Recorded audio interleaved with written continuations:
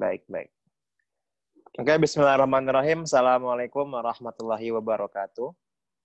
Selamat malam, salam sejahtera bagi kita semua Bapak Ibu sekalian, teman-teman, rekan-rekan yang sudah berkenan hadir pada diskusi pada malam hari ini yang bertajuk diskusi pendidikan 3.0, mengulik tentang kebijakan PPDB 2020, baik di nasional maupun Jakarta.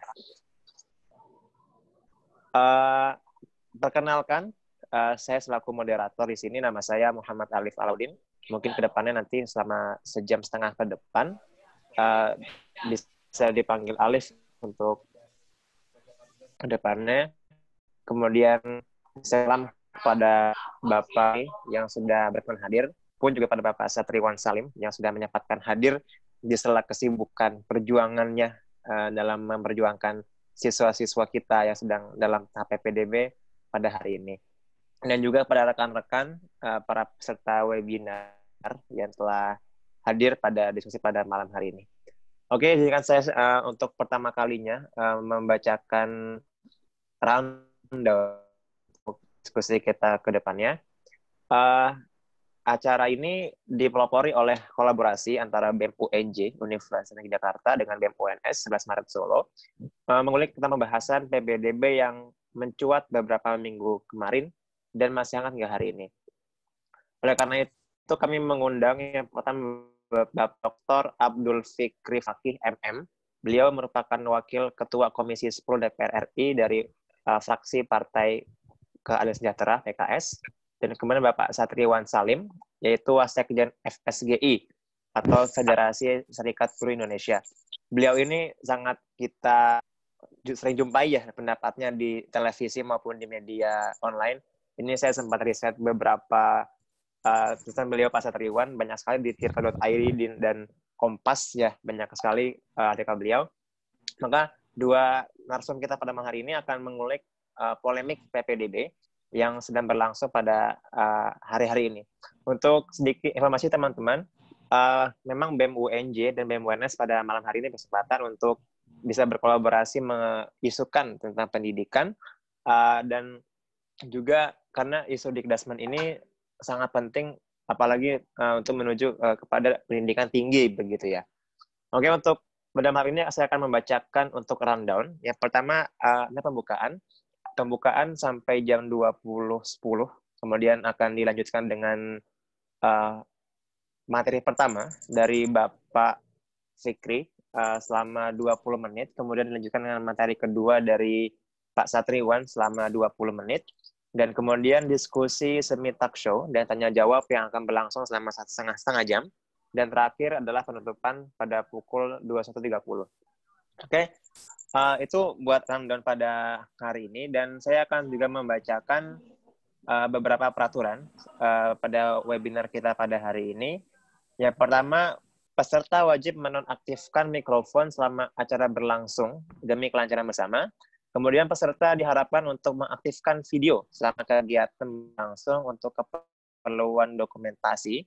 Yang ketiga, peserta yang ingin bertanya dipersilakan untuk memberikan emoticon angkat tangan ya teman-teman, hands up di kolom chat Zoom meeting pada saat sesi tanya jawab berlangsung. Dan keempat, peserta tidak diperbolehkan bertanya secara lisan sebelum dipersilakan oleh moderator. Dan yang terakhir, peserta diberikan kesempatan bertanya oleh moderator, dan kami persilakan menyampaikan dengan format nama, institusi, dan pertanyaannya. Oke. Dan, karena ini diskusi ini ada sertifikatnya teman-teman sekalian, Bapak Ibu sekalian, peserta diharapkan tetap ada di grup WhatsApp kita yang sudah dibikin hingga hari ini sampai sertif diserahkan. Nanti peserta bisa mengunduh pada hari ini beserta wajah dan diupload ke link yang sudah kita sediakan di grup WhatsApp. Nanti juga kita akan adakan presensi pada pukul 8 nanti hingga nanti acara selesai begitu teman-teman. Itu untuk tata tertib kita pada hari ini. Kiranya nanti bisa dipahami oleh teman-teman sekalian dan akan dilanjutkan dengan agenda. Oke, untuk apa? Saya akan membacakan beberapa pendahuluan ya untuk diskusi kita pada malam hari nanti bisa ditanggapi dan diperjelas dan diperinci pula oleh narasumber kita yang luar biasa. Mungkin di antara kita masih ada yang belum tahu bagaimana polemik PPDB atau penerima peserta didik baru tahun 2020 yang digelar di tengah pandemi COVID-19, yang banyak sekali dilatar belakangi oleh banyaknya kegagapan teknologi dan masalah lainnya.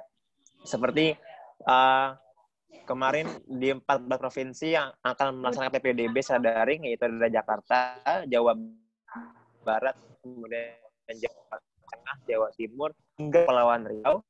Dan masalah PPDB hingga hari ini yang paling mencuat adalah di Provinsi DKI Jakarta, yang sempat polemik adalah ketika zonasi yang dilaksanakan oleh Pemprov DKI Jakarta ada sedikit kerancuan dalam menerjemahkan Permendikbud ya untuk didapatkan atau diakses secara umur begitu. Nah, inilah polemik yang muncul hingga kemarin pada adanya digelar aksi di depan Kemendikbud pada awal Juli kemarin, ada akhir Juni digelar aksi. Orang tua murid yang tergabung dalam aliansi itu dan didukung pula oleh Ketua Komnas PA ya, yang hadir di audiensi bersama Kemendikbud untuk bahkan dengan suram menggagalkan PPDB 2020. Nah, polemik ini menjadi sangat terus bergulir hingga pada hari ini, dan banyak siswa-siswa kita atau calon penerus bangsa, calon pemimpin depan Indonesia, calon mahasiswa UI, ITB, UGM, UNJ, dan sebagainya yang tidak bisa mendapatkan haknya secara murni, yang telah berjuang mati-matian mendapatkan nilai besar, namun terhambat secara umur begitu. Nah, polemik ini menjadi sangat hangat dibicarakan tengah-tengah kita. Bahkan kemarin pun sudah direspon oleh Wagub DKI dan berbagai dirjen dari Kemendikbud lainnya, dan setelah adanya berbagai diskusi lanjutan seperti itu. Nah, untuk itu kita mengundang beberapa stakeholders nih yang sudah hadir dari legislatif, ada Bapak Dr. Agus Fikri, dan dari FSG sendiri Pak Satriwan, yang merupakan tokoh yang kiranya bisa menjelaskan secara detail apa dan bagaimana PPDB ini berlangsung dan seperti apa nantinya PPDB apabila ini ada revisi seperti itu. Nah, untuk itu teman-teman, Bapak Ibu sekalian, untuk pertama diskusi pada malam hari ini, saya persilakan kepada Bapak Dr. Abdul Fikri Fakih MM dari Wakil Ketua Komisi 10 DPR RI untuk bisa memulai sesi pertama dengan waktu 20 menit. Silakan Bapak Fikri menjelaskan apa yang sebenarnya terjadi dengan polemik PPDB tahun ini dan langkah-langkah apa yang sudah dilakukan oleh DPR RI selaku mitra dari Kemendikbud terkait dengan PPDB pada tahun ini. Kami persilakan Bapak Fikri.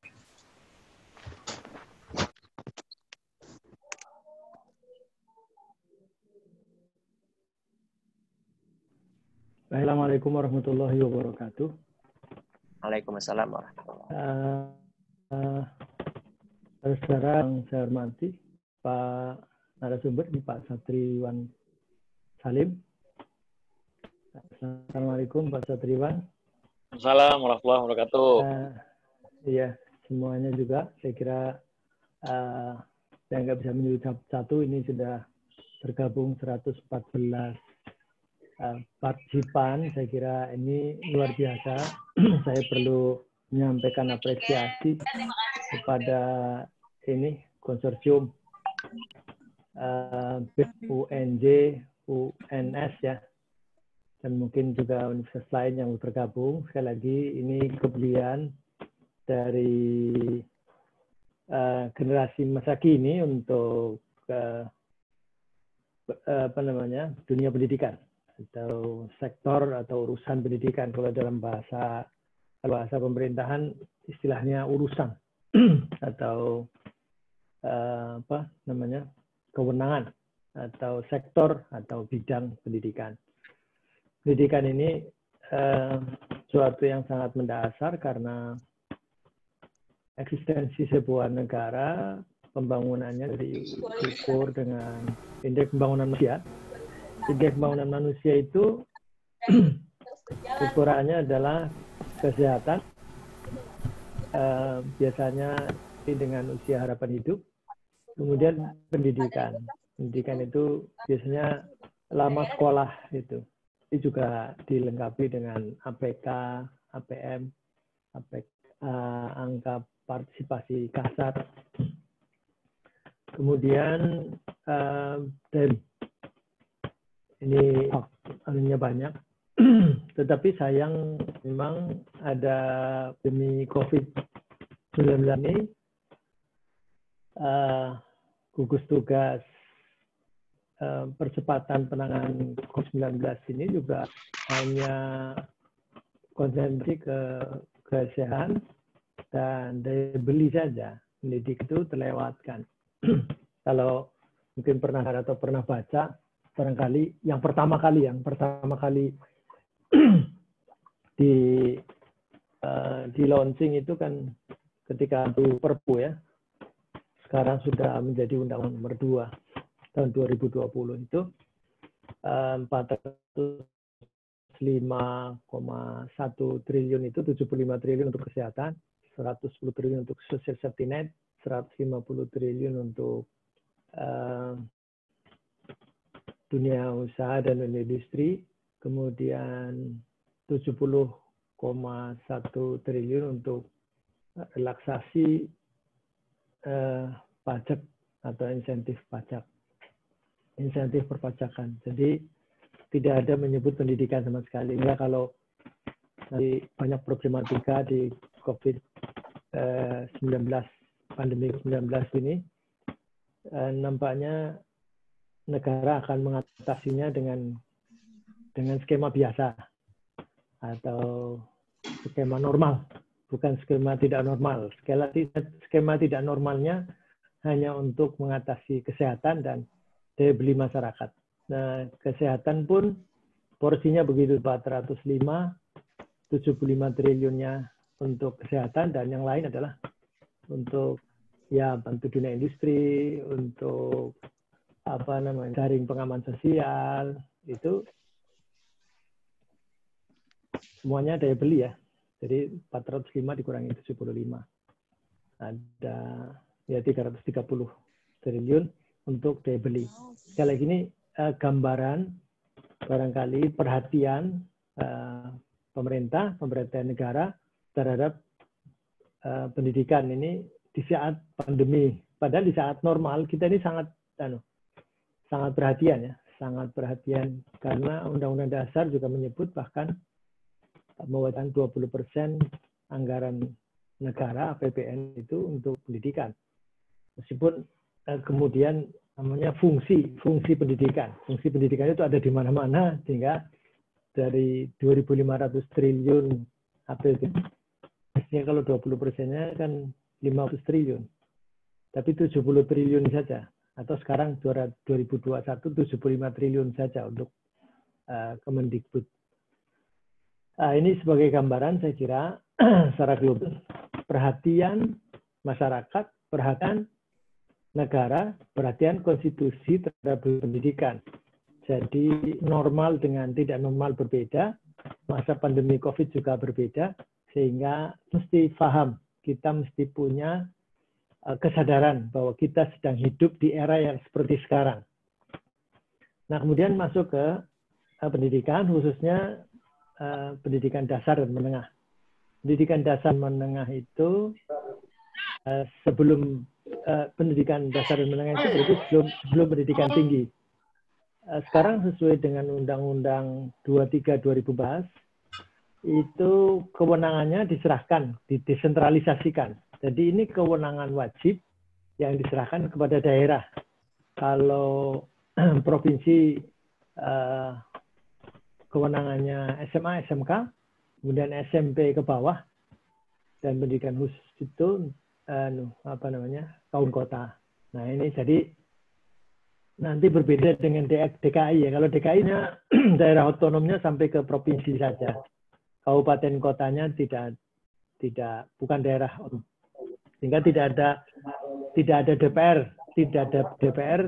di kabupaten kota di DKI. Adanya DPRD DKI saja. Kembali ke ini problematika. Halo, masih bisa didengar ya suara saya? Silakan Pak, jelas. Iya. Jadi sekarang ketiga assessment itu SMA SMK itu provinsi, SMP ke bawah, kabupaten kota. Nah, lantas sekarang ini pandemi ini hanya 94%, hanya 6% yang boleh melakukan kegiatan belajar mengajar langsung, tatap muka seperti biasa, normal. Nah, 94% yang lain harus daring atau online atau BDR, belajar dari rumah.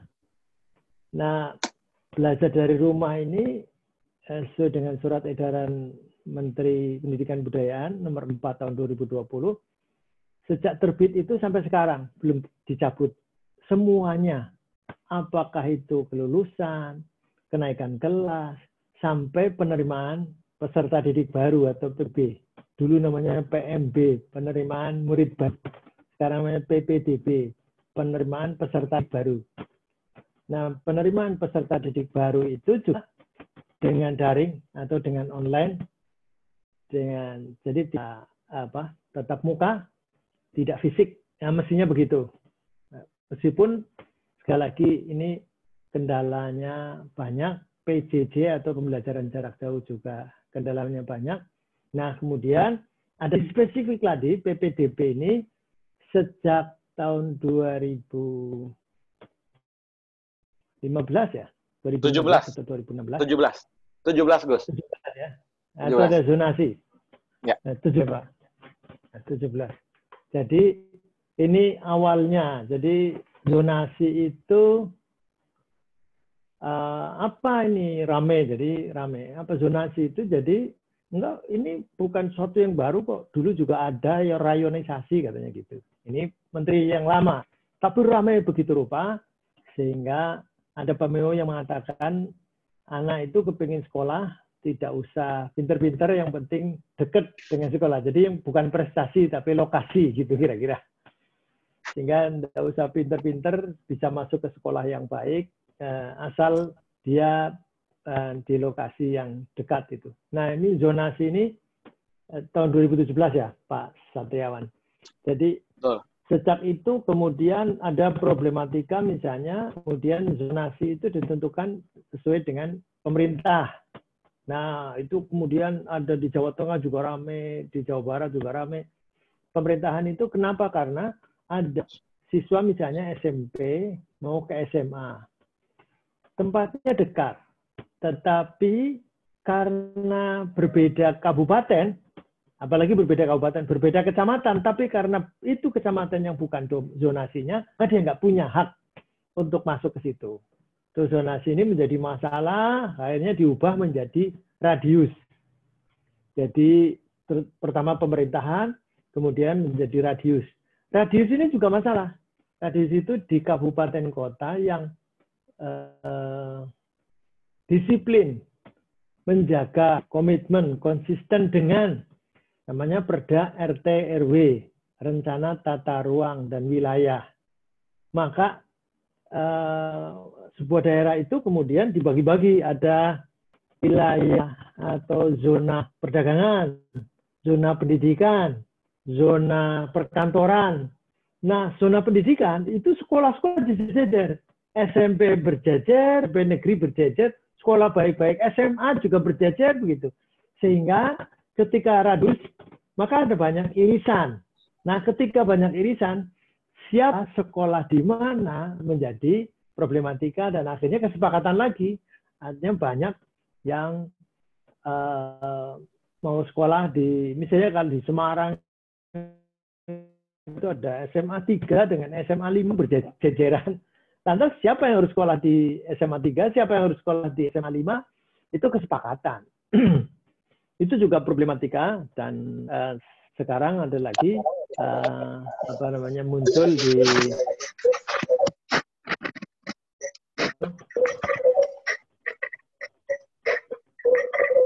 halo, aduh kok ya?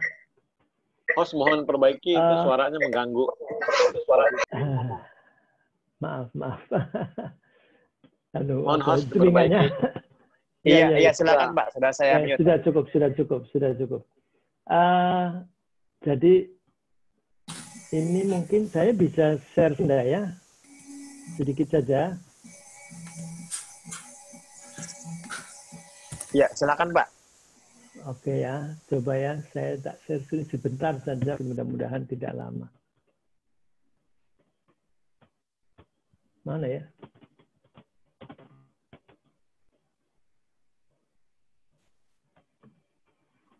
Oh, nggak bisa ya? Host disable participant screen share. Bisa di-share screen, Pak. Iya, saya sudah keluarnya host disable hostnya participant. Saya harus paling enggak co-host. Saya jadi co-host. Nanti bisa share screen.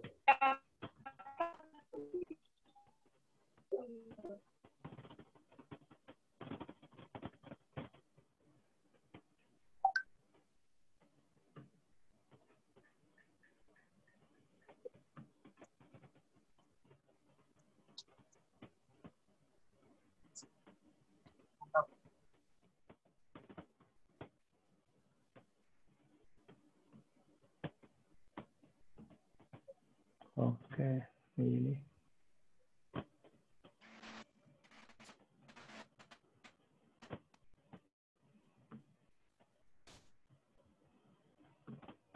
Ya, silakan Pak. Sudah bisa Pak. Bisa lihat ya? Iya Pak, jelas Pak. Ya. Nah, jadi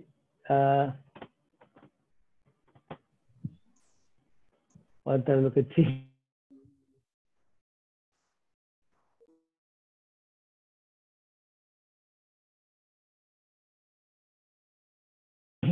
Mohon maaf ini malas jadinya.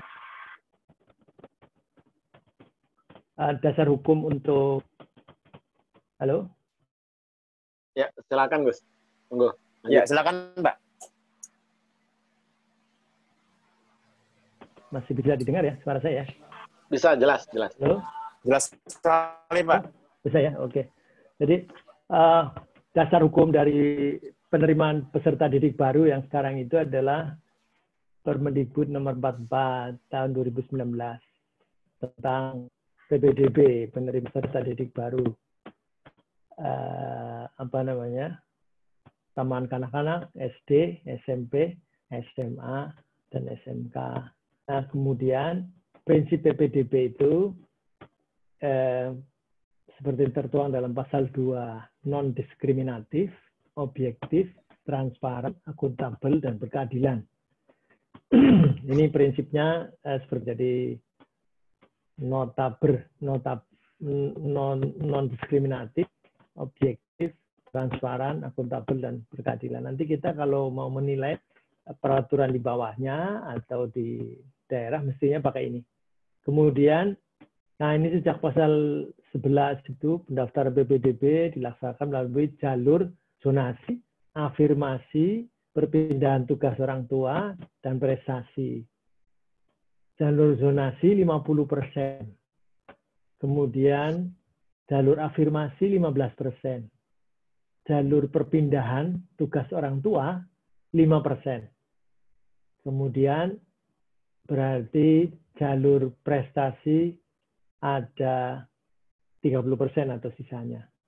Jadi 50, 15, 5, kemudian 30. Itu kira-kira. Jadi yang nanti akan dipermasalahkan adalah yang zonasi. Karena afirmasi itu yang tidak mampu. Kemudian yang perpindahan tugas orang tua. Ini karena orang tuanya pindah, misalnya PNS atau TNI, Polri, dan sebagainya. Kemudian yang prestasi, kalau dulu dengan UN. Kalau sekarang tidak ada UN, berarti mungkin dengan rapot dan sebagainya. Kemudian pasal 24 dan 526 itu memang banyak mengatur tentang usia ini kayak gini nih. Jadi ini makanya saya sesungguhnya ini kalau itu sudah cukup menurut saya, seperti itu sudah cukup. Tetapi di Permendikbud ini seleksi jalur zonasi, perpindahan tugas, orang tua, PSD mempertimbangkan kriteria dengan urutan prioritas usia. Nah, ini Permendikbud sudah menyebut betul dalam pasal 7 dan jarak tempat tinggal terdekat sekolah, wilayah, zonasi yang ditetapkan oleh pemerintah. Sekolah wajib menerima peserta didik yang berusia 7 tahun sampai dengan 12 tahun dan sebagainya. Jadi ini kemudian pasal 5 untuk SMP, pasal 26 untuk SMK. Jadi masalahnya adalah kesenjangan jumlah murid, bukan pemerataan karena zonasi yang dipaksakan. Kemudian contoh kasus, salah satu kecamatan, misalnya di tempat saya, itu di dapil saya maksud saya, itu tidak memilih SMA SMK, membuat orang tua bingung menyekolahkan anak ada di mana ini. Saya kebetulan tinggal di Semarang. Di Semarang juga ada beberapa kecamatan di atas itu yang universitas negeri paling besar di situ, tetapi hanya tidak ada. Kemudian PPDB secara daring juga mempersulit verifikasi dibandingkan verifikasi dokumen fisik. Maksudnya begini.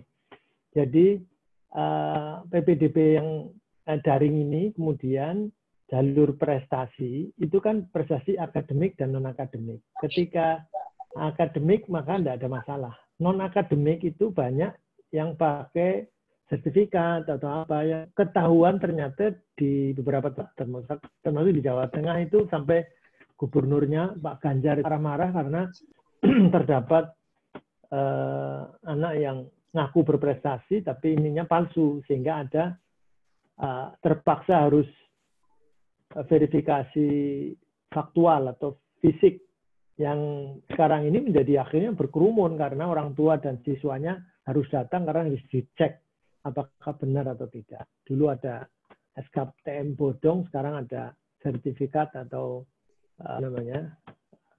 medali bodong gitu.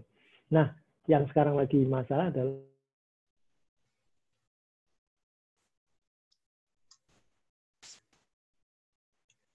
di DKI ini masalah di kuota umur menjadi syarat dalam kuota zonasi PPDB ini yang mungkin kali menjadi masalah DKI, tetapi tentu ini akarnya adalah memang di problematika zonasi. Jawa Tengah ada isu kecurangan tadi saya sebut, kemudian beberapa kelurahan tidak masuk zona manapun yang tidak ada sekolah itu. Nah, saya secara formal sudah menyampaikan sikap kepada Kemendikbud dalam hal ini Menteri, karena sudah kemarin hari apa itu ada raker. Nah, Permendikbud 44 2019 ini masih terlalu rigid. Ini pernah kita datang ke Sulawesi Selatan. Kenapa di Sulawesi Selatan tidak ada masalah dengan PPDB dari dulu? Karena dia minta diskresi. Diskresi itu kewenangan yang diperbolehkan atas izin yang memberi kewenangan. Jadi pemerintah pusat diminta memberikan kelonggaran kepada Sulawesi Selatan karena susahnya sistem zonasi dilaksanakan di Sulawesi Selatan. Akhirnya diberi kelonggaran.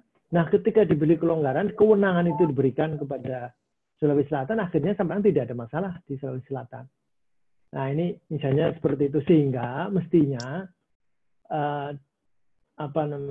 Permendikbud atau pusat itu tidak usah terlalu rigid seperti ini, sehingga akhirnya nanti di sandaran orang pemerintah pusatnya mengaturnya begini, jadi seperti ini. Nanti akan ditafsirkan macam-macam. Nah, ini makanya menurut saya lebih baik bahwa sampai ke PPDB, jadi itu harus melibatkan semua pemangku kepentingan pendidikan di situ. Jadi mungkin penyelenggara pendidikan, kepala sekolah, guru, siswa, dan masyarakat dalam hal ini mungkin komite sekolah gitu.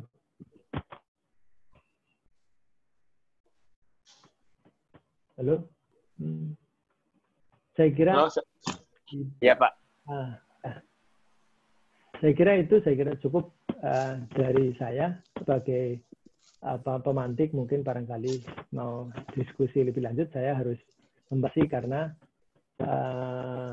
ini tentu dalam menurut versi DPR RI ya, karena ini mestinya problematika di daerah ya untuk DPRD provinsi atau DPRD kabupaten kota sesuai dengan kewenangan yang diberikan oleh Undang-Undang 23 2014. Saya kira begitu. Saya akhiri. Assalamualaikum warahmatullahi wabarakatuh. Waalaikumsalam warahmatullahi wabarakatuh. Ya, terima kasih kepada Bapak Fikri, Dr. Fikri yang telah memberikan sesinya dari perspektif DPR RI. Saya mencatat beberapa poin yang telah beliau sampaikan. Yang pertama, memang betul zonasi ini dimulai pada tahun 2017, yang dimana zonasi ini dimulai pada tahun itu ya, dan banyak sekali polemik.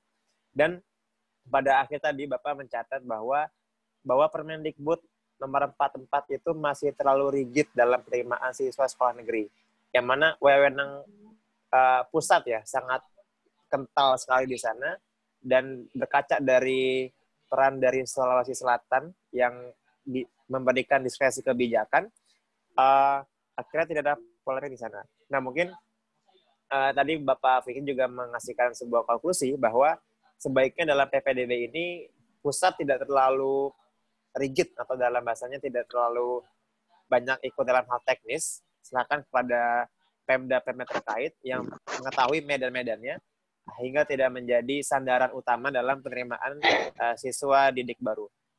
Itu yang pertama dari Bapak Dr. Abdul Fikri Fakih MM, selaku Wakil Ketua Komisi 10 DPR RI. Kami ucapkan terima kasih Bapak atas pemaparannya. Dan kedua, akan kita dengarkan bersama-sama Bapak Ibu sekalian, pemaparan yang akan disampaikan oleh Bapak Satriwan Salim. Beliau merupakan Wasekjen FSGI atau dan juga sebagai guru PKN SMA di Lab School Jakarta.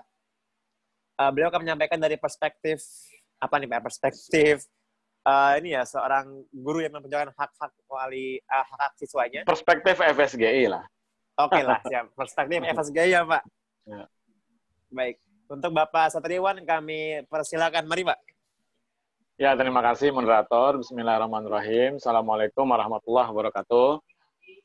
Selamat malam, salam sejahtera untuk kita semua. Yang saya hormati, saya panggilnya sebenarnya Gus Fikri ini, karena beliau ini putra kiai ya, di Jawa Tengah. Kita sering bertemu, tapi di media ya Gus Fikri. Kadang-kadang wawancara Gus Fikri, kemudian saya juga gitu di media. Tapi tatap mayanya memang baru sekarang.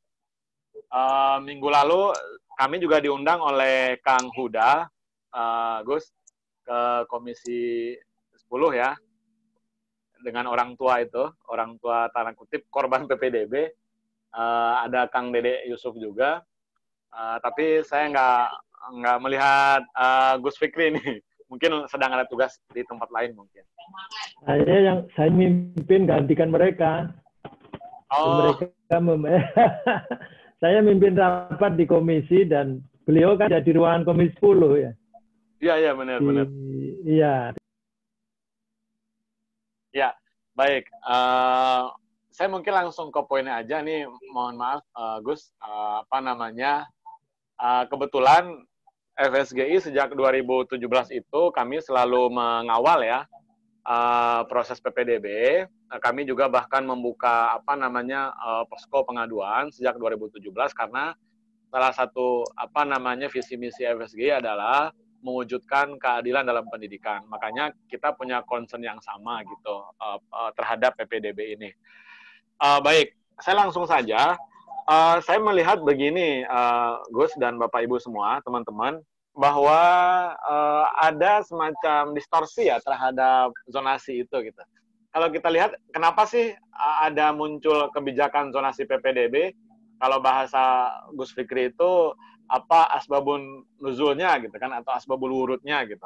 Nah, kalau kita melihat kepada apa namanya sejarah dari statement-statement Pak Menteri yang lalu, Pak Muhadjir, diantaranya adalah untuk memeratakan pendidikan. Nah, saya sudah men-share tulisan saya di tirto.id tahun lalu. Nanti mohon teman-teman BEM, Raffi dan kawan-kawan untuk men-share di Zoom biar nanti ini dia sudah di-share tulisan saya tahun lalu di Tirto ya, dan ini cukup banyak yang melihat.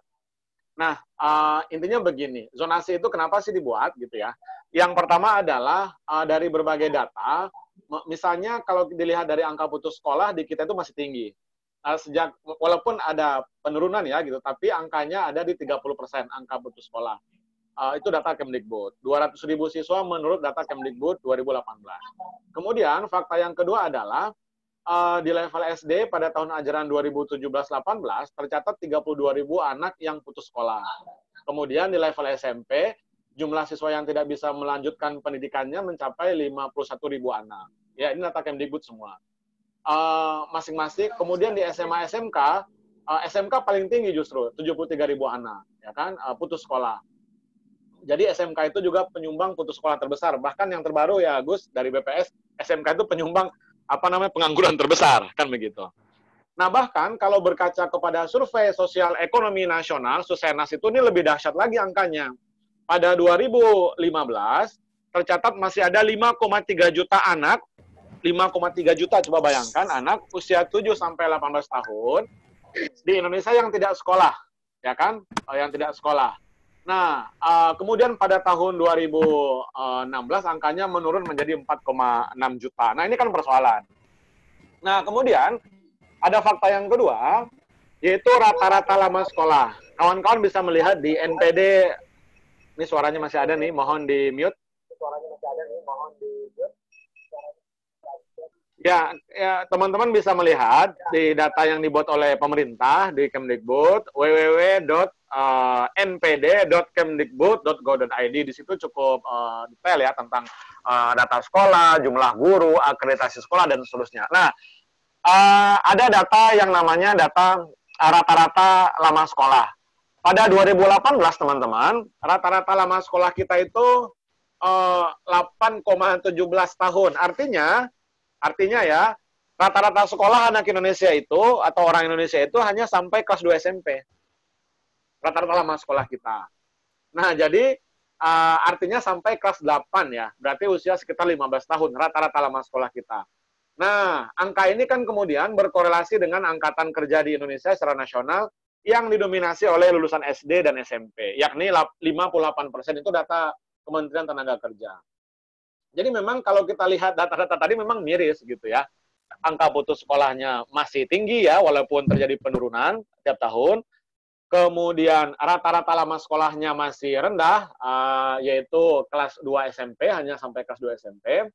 Kemudian angkatan kerja kita itu, data Kementerian Tenaga Kerja, didominasi oleh lulusan SD dan SMP, ya kan, 58%. Nah, jadi saya melihat, makanya pemerintah dalam hal ini yang itu Pak Muhadjir membuat kebijakan zonasi.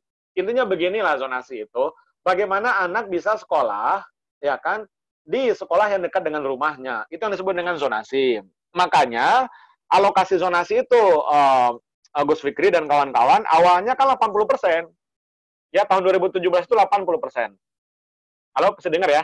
80%. Nah, Permendikbud yang sudah dikeluarkan untuk mengatur PPDB itu sudah 4, Gus. Ya kan, setahu saya sudah 4. Yang pertama, Permendikbud nomor 17 tahun 2017. Yang kedua, Permendikbud nomor 14 tahun 2018. Yang ketiga, Permendikbud nomor 51 tahun 2018. Ya kan? Yang terakhir, Permendikbud nomor 44 tahun 2019. Nah, di Permendikbud yang sudah 4 kali gonta-ganti ini, itu rata-rata ya ada tren penurunan. Dulu 80, kemudian seingat saya turun 70, sekarang menjadi 50 kan oleh Mas Menteri dibuat 50. itu yang saya katakan di awal tadi, kayaknya ada distorsi gitu ya terhadap zonasi itu. Di awal jujur FSG sangat mendukung terkait dengan kebijakan zonasi karena ramah anak, ramah biaya, ramah terhadap transportasi, ya kan, beban psikologis anak karena dia dekat dengan rumahnya sekolah itu kan. Jadi mengurangi kemacetan misalnya di daerah yang padat penduduk dan kota-kota besar.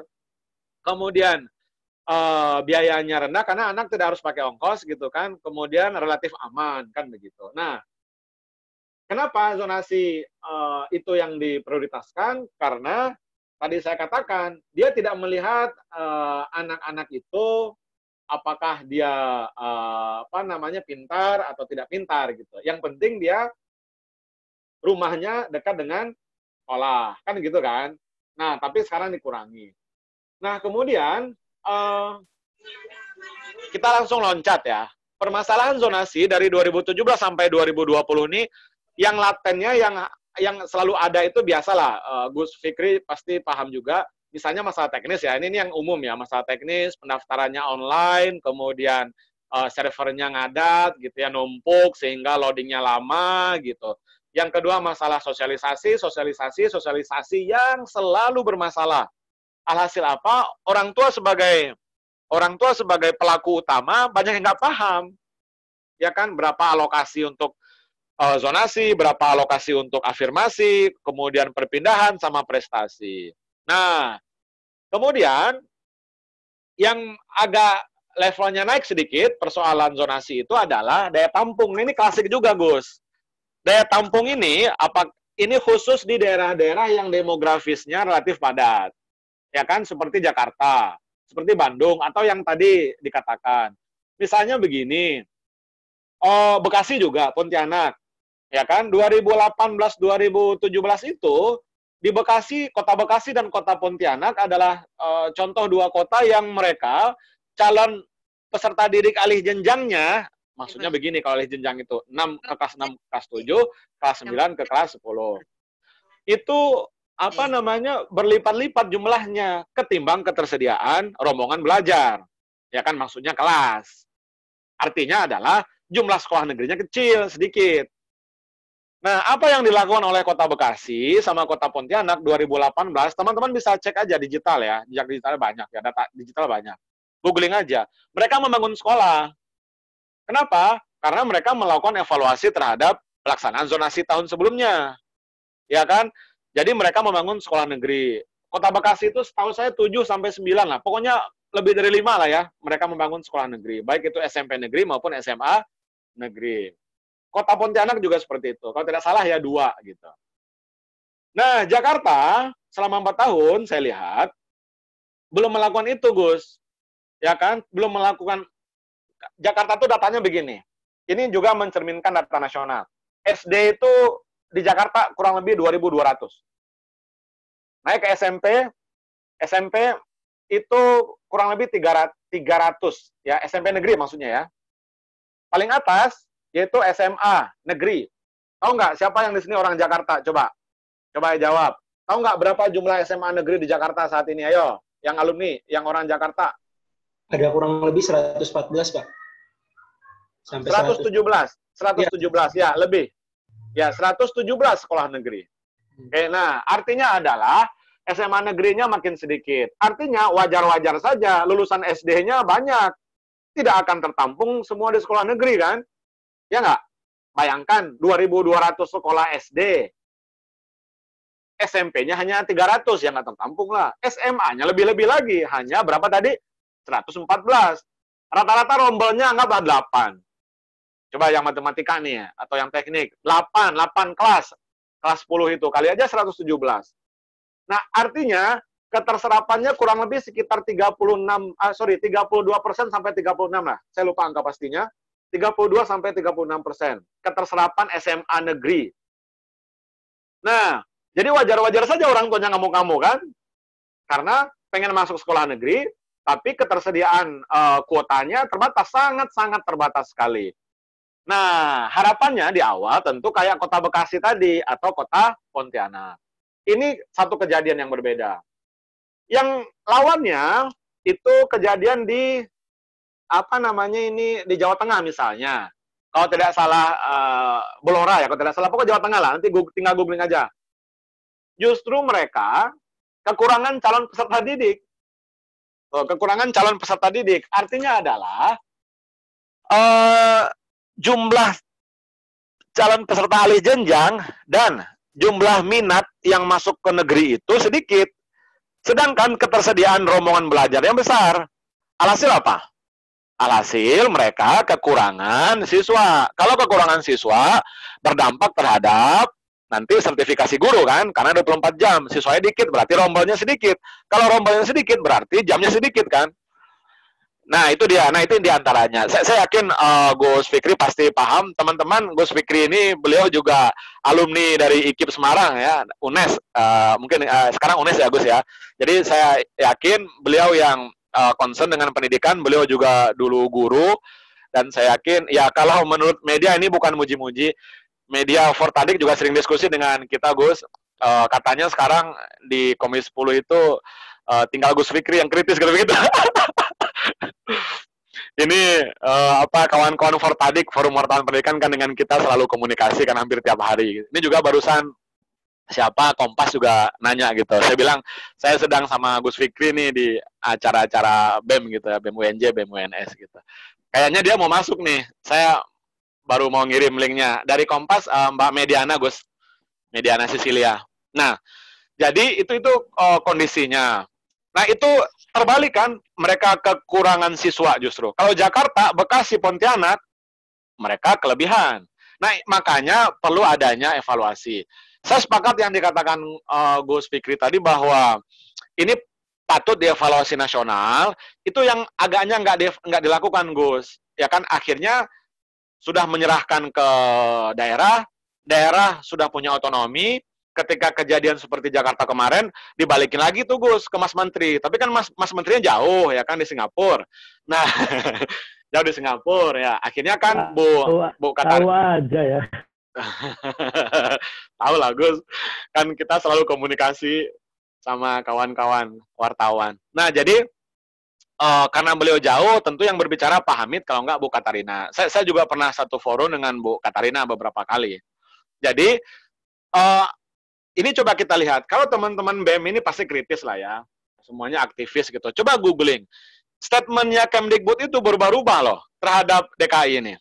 Di awal mereka mengatakan Juknis 501 tidak masalah. Itu yang berkata Pak Hamid Muhammad. Lalu demo-demo rame orang tua jadi headline, jadi trending topik mungkin ya. Kemudian saya ingat betul ketika Kang Huda live di Medcom dengan Mbak Retno Listiarti, kemudian dengan Bu Katarina Girsang di Medcom baru seminggu yang lalu.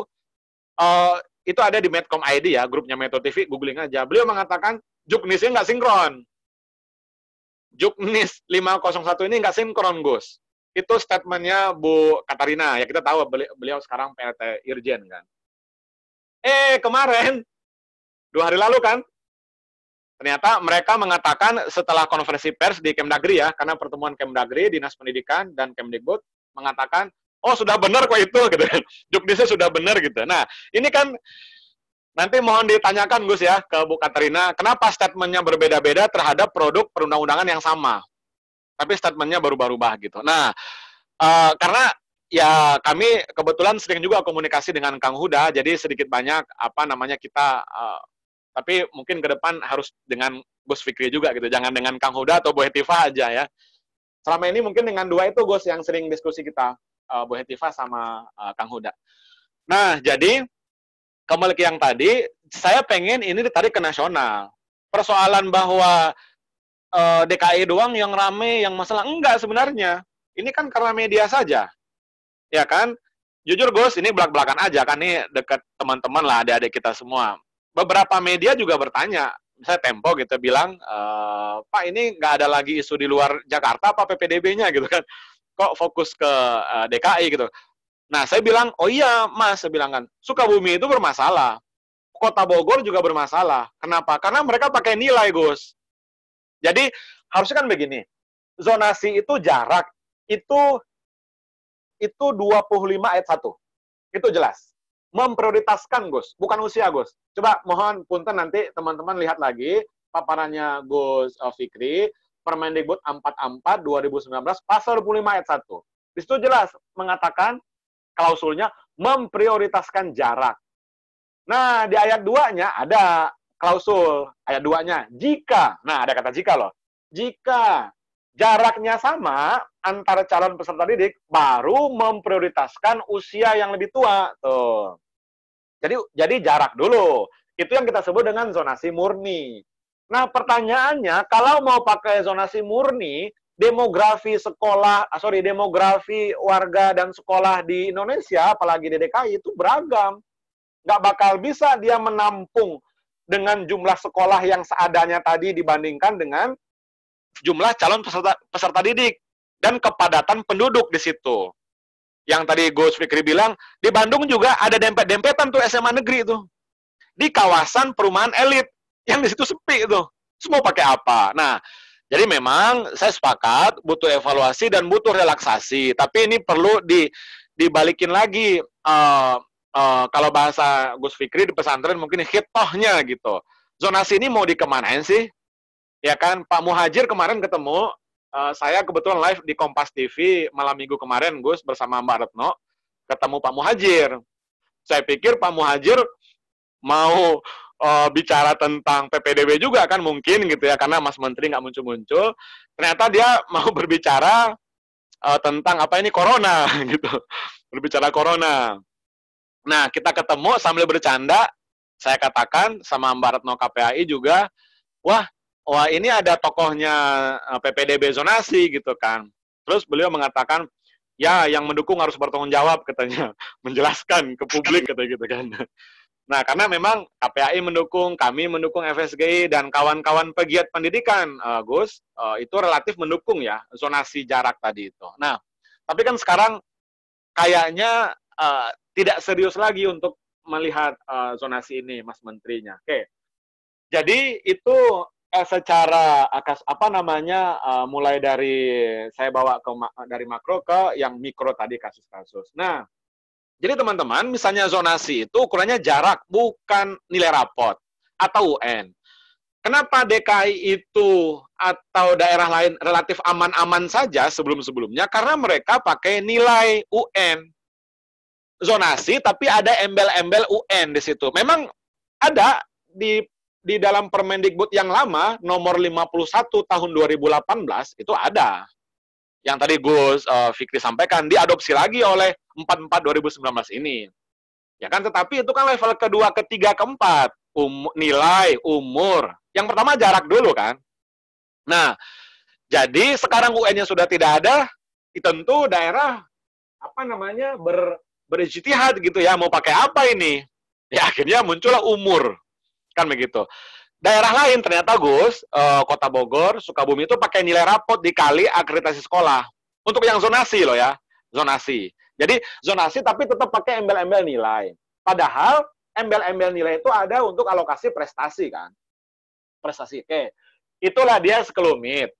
Nah memang kebetulan kami sering diundang di Kemdikbud juga memberikan pendapat, misalnya 2019 lalu oleh Puslitjak ya, Pusat Penelitian Kebijakan, terkait dengan sekolah favorit. Jadi salah satu latar belakangnya juga dari Pak Menteri zaman dulu itu 2017 untuk menghilangkan pengkastaan sekolah-sekolah favorit. Gus Fikri pasti paham, sekolah-sekolah negeri tertentu di Indonesia, ya SMA negeri misalnya tertentu yang disebut unggulan, terkonsentrasilah anak-anak pintar dan anak-anak kaya di situ kan. Sehingga tidak heran Gus, mereka yang mayoritas berdodesa ke UI, ya kan? Mereka yang berdodesa ke ITB kan, karena mereka memiliki tiket khusus. Kenapa? Karena mereka nilainya tinggi, ya kan? Walaupun rumahnya jauh ya, ini sebelum zonasi ya, walaupun rumahnya jauh gitu dari sekolah, tapi mereka nilainya tinggi. Kenapa nilainya tinggi? Karena mereka punya biaya untuk bimbel gitu kan, dan ekonominya relatif tinggi. Sehingga yang diundang oleh SNMPTN itu 40% adalah sekolah-sekolah yang akreditasinya A kan Gus? 40%. Sekolah yang B Sekolah yang akreditasinya B itu jatah SNMPTN-nya undangannya kalau zaman saya PMDK, zaman Gus Fikri mungkin PMDK juga, itu hanya 25%. Sekolah yang akreditasinya C, jatah dia diundang oleh SNMPTN hanya 5%. Tuh, bayangkan. Ini kan kastaisasi nih. Jadi, sudahlah sekolahnya jelek, di pinggir rel kereta api, sudah reot, gurunya honorer semua, ya kan kekurangan gizi, nilainya kecil, masuk ke UI, nggak usah mimpi pakai undangan. Masuk ke ITB, jangan mimpi pakai undangan, karena jatah kalian, wahai sekolah yang akreditasinya C, hanya 5% tadi. Jadi, terkonsentrasi anak-anak pintar di sekolah tertentu. Makanya dengan zonasi sekarang, inputnya menjadi heterogen. Yang miskin ada, kaya ada, pintar ada, yang belum pintar ada. Yang penting rumah ente dekat dengan sekolahan. Kalau dulu, ini nyun saya Gus, di SMA 8 itu orang Bekasi banyak sekolah di sana Gus. Padahal SMA 8 itu di Bukit Duri, Jakarta Selatan. Nah kita tahu Gus, ada yang namanya teman-teman mungkin tidak familiar, tapi Gus Fikri pasti familiar. Ada yang namanya standar minimum pelayanan, SPM, standar pelayanan minimum. Itu kalau tidak salah SPM itu ada di Perpres kalau tidak salah ya, PP nomor 2 tahun 2018 tentang standar pelayanan minimal pemerintah daerah. Jadi pemerintah daerah memiliki kewajiban untuk memenuhi pelayanan dasar SPM pendidikan. Artinya pemerintah daerah juga punya andil dan sama-sama memikul beban untuk membangun dan mencapai kualitas pendidikan bermutu. Jadi kayak contoh lagi DKI Jakarta. Kenapa DKI Jakarta memberikan alokasi 5% untuk di luar DKI? Ya kan, saya ulangi lagi, kenapa DKI Jakarta membuat alokasi 5% untuk warga di luar DKI? Harusnya dia memenuhi SPM internalnya dia, sesuai dengan PP ini. Utamakanlah warga DKI dulu, gitu kan. Nah ini, ternyata DKI mengalokasikan 5%, Gus. Ini bukan yang pindah orang tua ya, lain lagi ya. DKI itu dia memberikan 5% untuk warga luar DKI. Di Permendikbud kan nggak ada. Di Permendikbud nggak ada. Kalau kita melihat anggaran pendidikan di DKI, 19,75% dari APBD, belum 20%. Artinya mestinya kan memenuhi itu dulu gitu. Nah, sekarang Gus, faktanya kami kawan-kawan guru, aktivis pendidikan sudah tahu sekolah-sekolah unggulan itu sekarang guru-gurunya agak repot, mulai repot karena inputnya heterogen. Bahkan saya mendengar info di salah satu SMA favorit di DKI itu ada siswa yang nggak naik kelas karena dia dari afirmasi. Ya, dari afirmasi. Mohon maaf, berarti kan anak ini miskin, mungkin nilainya juga rendah, tapi kan diterima di sekolah unggulan itu gitu. Nah, jadi memang ketika awal-awal zonasi cukup tinggi resistensi dari kawan-kawan kepala sekolah dan guru-guru di sekolah favorit. Karena bagi mereka, sekolah favorit tetap harus dirawat. Nah, tapi bagi kami di FSGI, mestinya semua sekolah itu favorit, karena sumber bosnya sama, APBN-nya sama, APBD-nya sama, gurunya sama-sama status negeri. Ya enggak? Kenapa hanya 1-2 sekolah favorit, sedangkan yang lain tidak favorit? Kan itu tidak adil kan, APBN-nya sama gitu. Makanya perlakuan dari pemerintah yang lalu-lalu itu lebih relatif mementingkan memberikan perlakuan yang istimewa untuk sekolah favorit. Ada anggaran untuk laptop, dikasihlah sekolah favorit. Pelatihan untuk guru, dikasihlah sekolah favorit. Artinya adalah sekolah favorit itu oleh negara itu diberikan perhatian khusus. Makanya saya katakan 2019 Gus, googling aja bisa nanti, saya mengatakan ini bentuk cuci dosanya negara sebenarnya dengan zonasi ini. Karena yang membuat kastaisasi kan negara juga. Yang membuat bertingkat-tingkat kan negara juga kan. Ada sekolah favorit, ada yang nggak favorit. Dulu ada RSBI, habis itu kami gugat ke Mahkamah Konstitusi, akhirnya dihapuskan juga, kan begitu. Nah, jadi teman-teman memang berbicara tentang zonasi atau PPDB ini memang tidak bisa parsial ya. Kita harus berbicara komprehensif. Dia tidak terkait dengan satu aspek kebijakan pendidikan saja, tapi dia berkelindan dengan berbagai bentuk kebijakan pendidikan, mulai dari tadi akreditasi sekolah, SNMPTN, ya kan, kemudian redistribusi guru agar guru tidak terkonsentrasi di zona nyaman, Ya kan, ada loh guru yang sudah puluhan tahun ngajar di sekolah itu aja, karena dia sudah nyaman mengajar anak pintar. Mohon maaf ya, Gus, tinggal ngasih LKS gitu loh. Anaknya sudah di drilling, di bimbel. Ya kan, di drilling, tes-tes di bimbel gitu kan. Jadi di sekolah sudah tidak ngapa-ngapain lagi gitu. Ya kan, tinggal dikasih LKS, lalu ujian nasional selesai, masuk UI kan gitu kan. Nah, sekarang tantangannya lebih beragam. Nah, ini mungkin sebagai refleksi saya, karena sejak 2017 kami concern terhadap isu-isu PPDB ini, dan nanti juga insya Allah rencana hari Sabtu ya atau Jumat kami tadi ada kerjasama dengan LBH DKI Jakarta, ingin mengkaji lebih dalam lagi tentang Permendikbudnya sebenarnya. Zonasinya tuh mau diapain sih gitu ya. Lebih ke Permendikbud. Karena tadi betul kata Agus, masing-masing daerah itu dia punya ijtihad sendiri-sendiri gitu. Ya kan, ketika ijtihadnya itu satu ya dianggap oleh publik bertentangan dengan Permendikbud, contoh kasus DKI, lalu di Kemdikbudnya pun tidak tegas gitu kan, kayak tadi itu berganti-ganti, ya tentu tidak ada ketegasan di sini kan. Akhirnya masyarakat juga, kalau bahasa Sundanya mah lalier gitu ya, pusing nih yang mana yang benar ya gitu kan. Statement dari pejabat Kemdikbud berbeda-beda, statement dari Mas Menterinya belum ada gitu kan. Terakhir doang kemarin yang ada kan, itu pun lewat Zoom ya, karena jauh gitu. Baik, itu mungkin sebagai pengantar dari saya. Mohon maaf kalau ada kekurangan, Gus Fikri dan kawan-kawan Bapak Ibu semua. Terima kasih, nanti kita diskusi. Billahi taufiq wal hidayah. Assalamualaikum warahmatullahi wabarakatuh. Waalaikumsalam warahmatullahi wabarakatuh. Terima kasih Pak Satriwan, luar biasa sekali pemaparannya. Sangat detail. Ini saya beberapa mencatat sebagian. Dari mulai aspek filosofis zonasi untuk memeratakan pendidikan hingga beberapa faktor aspek demografis ya. Kayak contoh tadi Kota Bekasi dan Pontianak yang belajar dari tahun sebelumnya akhirnya membuat sekolah baru untuk bisa menampung banyak siswa. Tetapi di Jakarta tidak seperti itu. Justru semakin tinggi tingkat pendidikan, semakin rendah sekolah yang ada gitu ya. Dan hingga tadi kata Pak Satriwan muncul beberapa polemik, entah itu juknisnya, ganti-ganti permennya, hingga ijtihad masing-masing daerah ya ketika UN dihapuskan adalah memperjuangkan zonasi ini. Itu mungkin yang dari Pak Satriwan sampaikan sangat rinci sekali, luar biasa gitu saya dengarkan. Oke, mungkin untuk sesi kedua teman-teman punya waktu terbatas sampai pukul 9:30 saja. Saya buka untuk termin pertama pertanyaan. Bagi Bapak Ibu sekalian yang ingin bertanya, kami persilakan untuk bisa mengirim pertanyaannya di kolom chat ataupun mengangkat tangan yang sudah kami persilakan untuk bisa langsung bertanya secara oral kepada narsum kita. Ya, saya persilakan bagi Bapak Ibu sekalian yang ingin bertanya.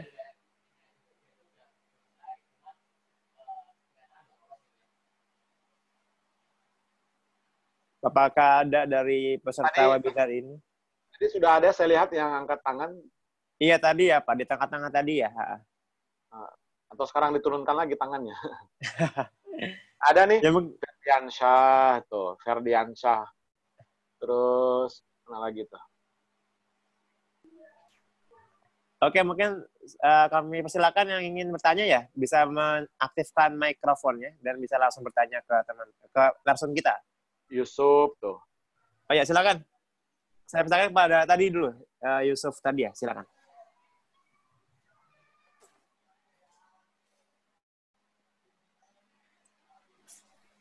Halo.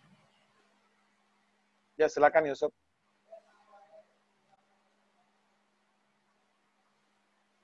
Silakan Yusuf. Atau ini dulu ke Ferdiansyah tadi ya mungkin ya. Silakan. Ya, ada Ferdiansyah juga. Iya. Ya, sebelumnya kenalin Pak, nama saya Ferdiansyah Fatur Rahman Ahmad dari Universitas Negeri Jakarta. Ini hal yang pengen saya tanyain sih Pak, dari hal-hal yang terjadi nih di PPDB DKI.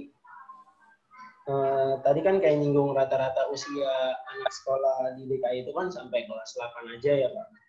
Nah, itu terus, Indonesia bukan DKI, Indonesia. Ya, nah, terus tujuan utama dari sistem PPDB yang ada di DKI ini kan untuk orang-orang yang ibaratnya udah putus sekolah gitu ya kan, udah sempat putus sekolah buat lanjut lagi ke sekolahnya nih ya kan.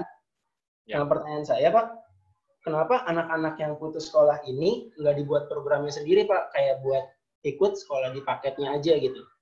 Nah, kalau misalnya anak yang udah ibaratnya lulusan yang tua gini kan, kalau jadi musibah buat angkatan yang baru lulus. Jadi ibaratnya yang angkatan baru lulus aja buat ikut PPDB ini kayak agak berkurang gitu kuotanya. Kayak yang tadi kita ketahuin SMA itu kan kurang lebih tadi Bapak bilang ada 117 ya Pak? Ya, SMA negeri. Ya, SMA negeri. Di DKI ya. Nah, sedangkan SMP ada lebih dari 200 yang saya tahu. Ya, 300-an. Begitu lulus di tahun ini, akan lanjut ke SMA, dan persaingannya makin mengerucut, Pak.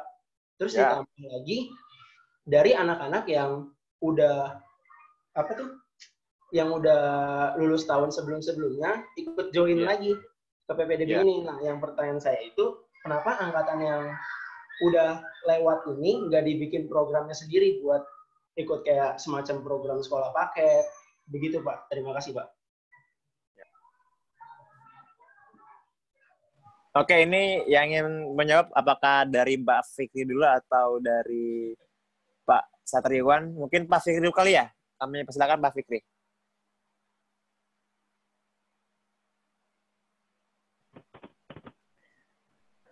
Iya, ini saya nggak terlalu mengikuti yang detail di DKI. Mungkin ini go dapil ya. Saya banyak konsentrasi di Jawa Tengah, tetapi bagus juga ini Mas Ferdiansyah. Itulah yang saya maksud. Jadi kearifan lokal itu diakomodasi. Jadi kenapa tidak kemudian ada solusi, misalnya masalah umur. Kalau mau mengakomodasi yang lama, masa sudah putus sekolah, di sekolah lagi, udah berhenti, kemudian suruh berpikir lagi, jangan-jangan memang nggak nyambung dan sebagainya dan sebagainya. Tetapi sekali lagi, ini yang saya sebut tadi otoritas di setiap ini berbeda-beda. Tadi kan kurangan siswa kayak di mana ini tadi Pak Satriwan Salim tadi. Yang kekurangan siswa di Jawa Tengah. Gimana tadi? Jawa Tengah Pak, Blora atau kalau nggak salah Blora. Ingat saya. Jawa Blora, Tengah. Ya.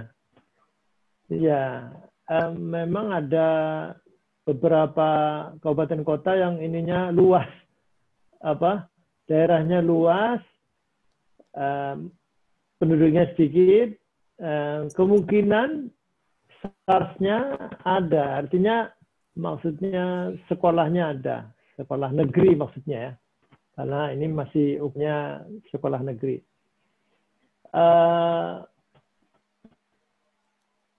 Saya kira itu salah satu di antara ijtihad tadi istilahnya Mas Satriwan Salim ini luar biasa ini. Jadi ketagihan ini, jangan nanti saya pengen ketemu Mas Satriwan Salim ini. Siap Gus. Jadi kadang-kadang juga ini kan saya ini Umar Bakri, jadi pernah jadi guru honorer, pernah jadi guru PNS, pernah jadi kepala sekolah. Artinya kalau saya diskusinya kalau yang udah pernah jalani kan berbeda dengan hanya atau hanya baca ya. Nah, sekali lagi saya suka ini tadi Mas Ferdiansyah. Katanya teman saya nih, teman saya di Komisi 10 namanya Ferdiansyah. 5 periode Golkar ya? Terus. Iya. 5 periode, jadi demi di Komisi 10 saja dikenal ya. Jadi saya ada banyak ops sebetulnya. Tidak mesti kemudian harus memaksakan akhirnya menjadi problematika.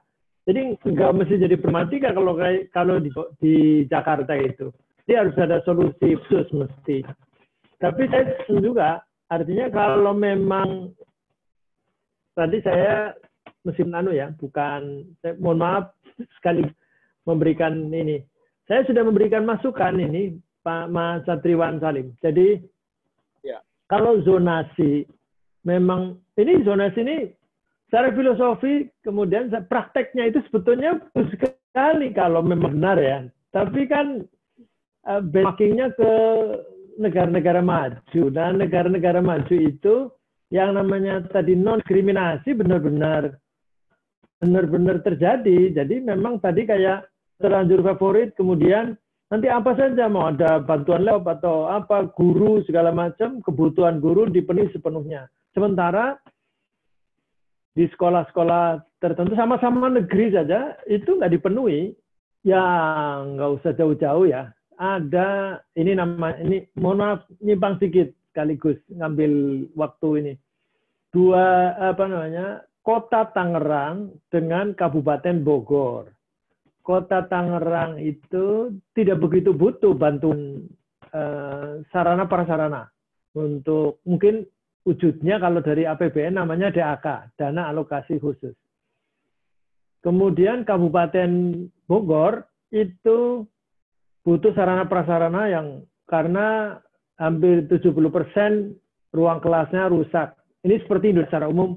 Secara umum kan 1,8 juta ruang kelas, 1,3 jutanya rusak. Rusak itu nggak mesti rusak parah, rusak ringan, rusak sedang, rusak berat dan total. Nah, memang yang rusak kecil, rusak sedang juga kecil, yang paling besar rusak ringan. Tapi kan juga namanya rusak. Yang layak hanya 500.000, tepatnya 460.000. Nah, itu Indonesia secara umum. Nah, itu potret kecilnya itu Kabupaten Bogor. Kabupaten Bogor itu sangat butuh desa. Tapi jumlah yang besar sangat butuh, persentase juga tinggi yang rusak, tidak diberinya cuma 2 miliar. Sementara Kota Tangerang yang tidak butuh itu dikasih 5 miliar. Ini APBN kan tidak, namanya diskriminatif ini. Saya kira yang dimaksud diskriminasi seperti ini. Jadi yang tidak butuh malah dikasih, kemudian yang butuh malah sedikit, cuma sedikit. Ini trend kecilnya kalau di skala mikro, di sekolah-sekolah itu juga begitu. Saya tidak begitu paham tentang Jakarta.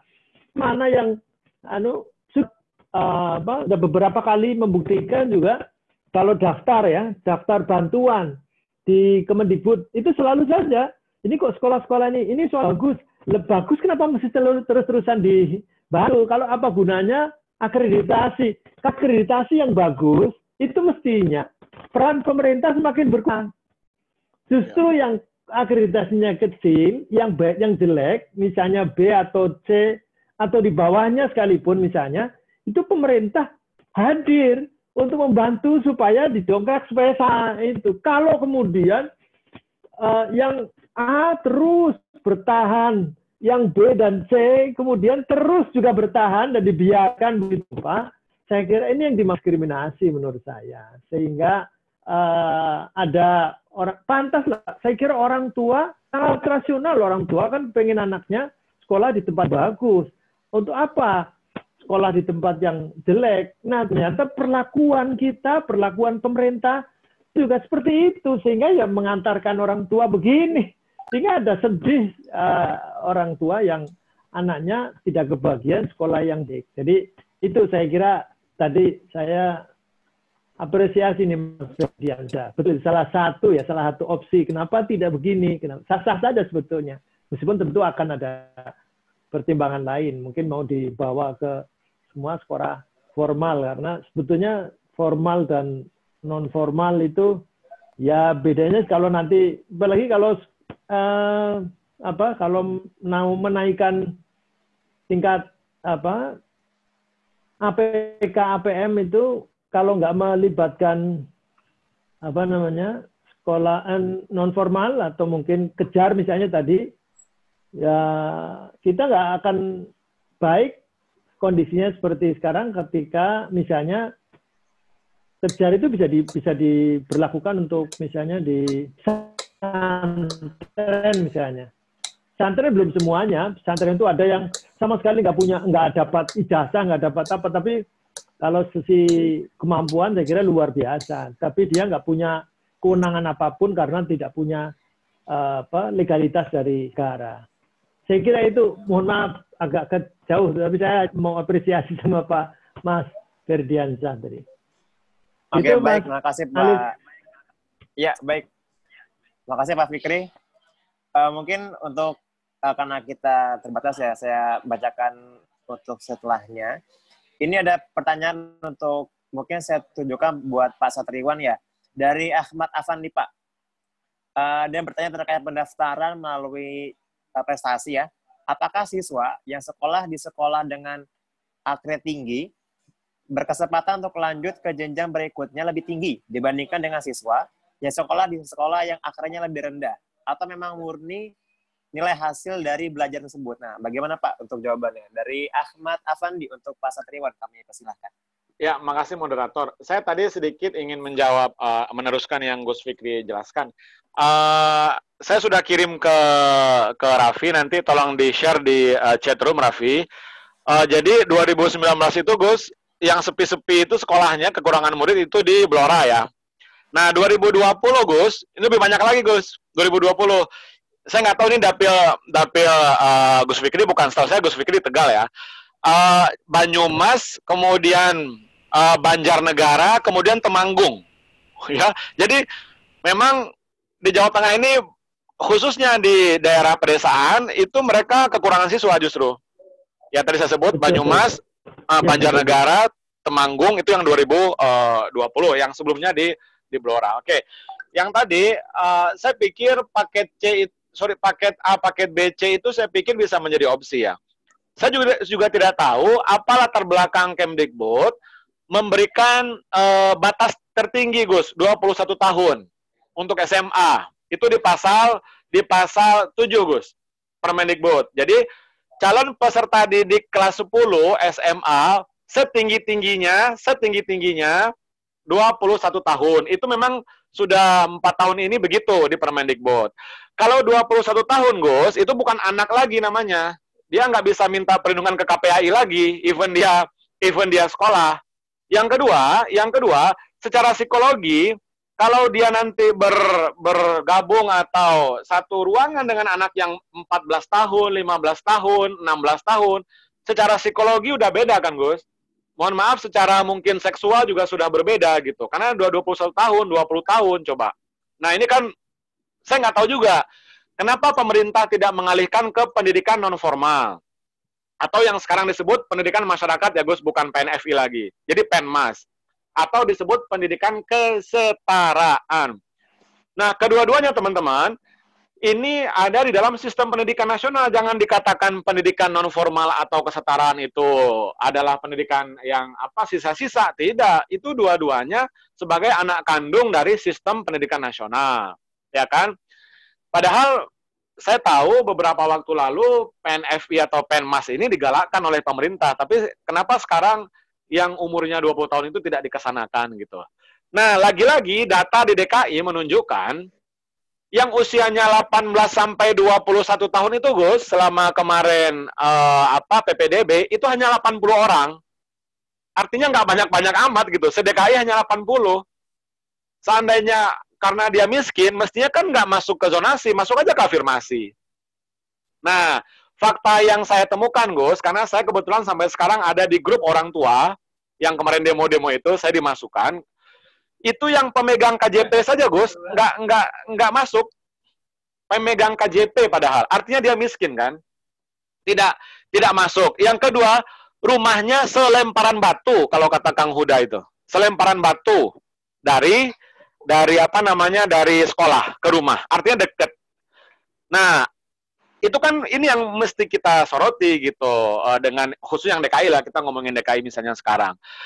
Jadi itu kasuistik, tapi cukup banyak ya angkanya. Oke, kalau yang tadi pertanyaan kedua, faktanya sekarang memang betul, sekolah yang memiliki akreditasi A itu punya tiket khusus untuk mendapatkan kuota undangan ke UNJ, ke UNES, ke UI, ke ITB, ke UGM. Karena tadi saya katakan berapa lokasinya? 40%. Tanya tuh ke guru BK-nya. Oke, 40%. Sekolah kamu kalau akreditasinya B, itu cuma dapat alokasi berapa? 25%. Sekolah kamu yang C, akreditasinya, itu cuma dapat jatah berapa? 5%. Sekolahnya yang belum terakreditasi gimana? Nggak ada. Kalau mau undangan nggak ada. Gitu. Nah, makanya sekarang tren untuk undangan SMPTN itu oleh pemerintah dikurangi loh alokasinya. Seingat saya dulu itu 50%, sekarang tinggal 20% ya Gus ya? Tinggal 20% alokasi untuk undangan, karena berjuangnya lebih diberikan untuk UTBK. Ya kan, kalau kemarin namanya SBMPTN. Zaman saya namanya SPMB. Zaman Gus Fikri mungkin namanya Spenmaru kali, atau UMPTN ya, yang untuk tes negara itu. Nah, sekarang... Saya proyek perintis. Proyek apa, Gus? Proyek perintis. Perintis apa itu, Gus? 1, perintis 2, perintis 1 itu yang UI, ITB, dan perintis 2 itu yang tanpa tes. Oh, undangan berarti ya? Tanpa tes itu perintis 2. Ya, undangan. Oh, betul. Nah, undangan kemudian, ya. Perintis 3 peringkat ini, kalau kemudian kayak IKIP saya itu dulu perintis 4. Oh ya, kastanya nomor 4 kita ya. Oke, nah jadi teman-teman tadi sekarang sistemnya masih seperti itu. Jadi kalau kita ingin, ya tergantung ya perspektif keadilannya di mana. Kalau keadilannya ingin sama semua, mestinya kan yang undangan itu sama untuk sekolah negeri alokasinya. Tapi kan sekarang masih ada sistem akreditasi, maka yang A itu 40%.